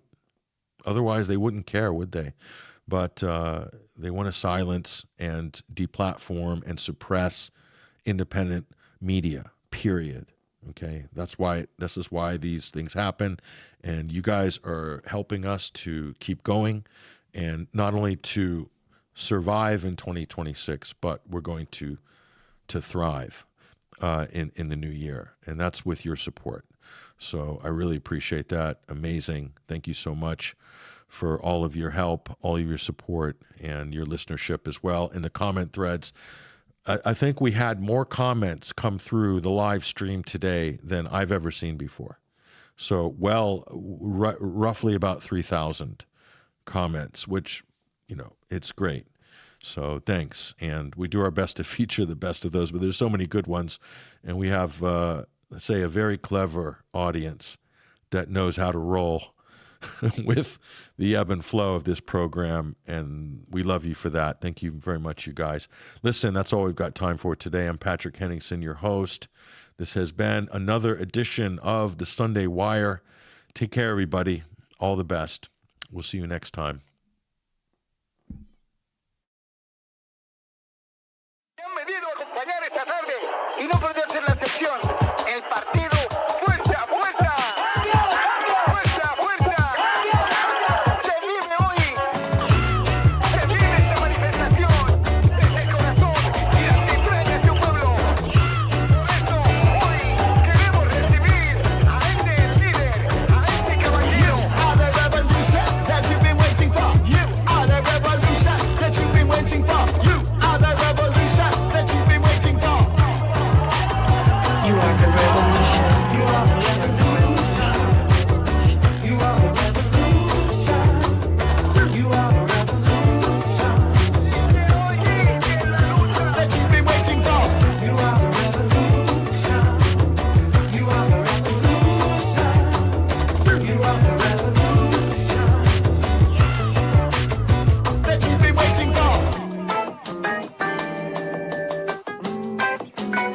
You are the revolution.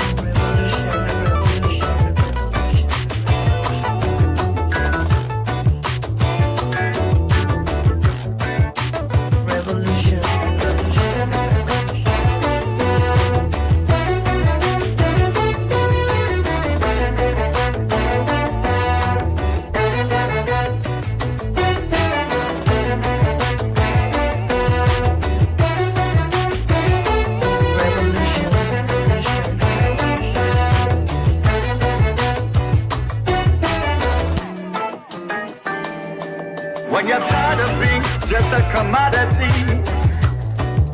you are the revolution.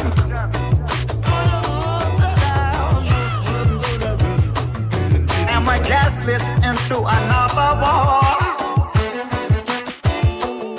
stand strong because you are the revolution. You are the revolution. You are the revolution.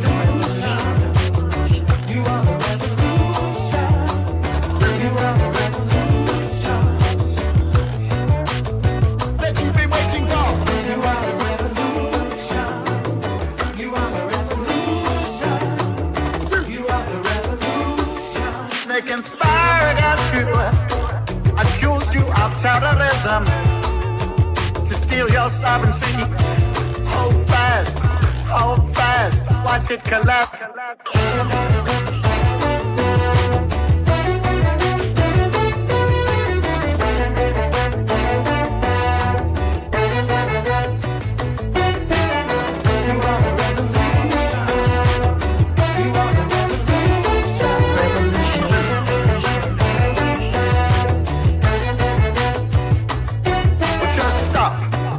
Know that we still have the power. You are the revolution. They want to centralize, monopolize, control your thoughts. Breathe, go deep, go outside, put seeds in the ground. You are not alone.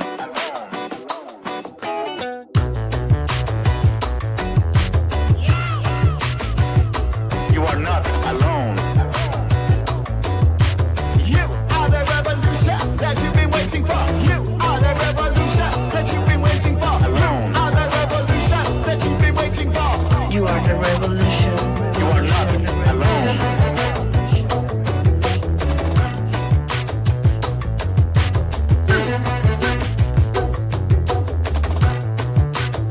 That you've been waiting for. Oh, hi. Is this the time to the revolution? Why, yes, my lady. And you're right on time.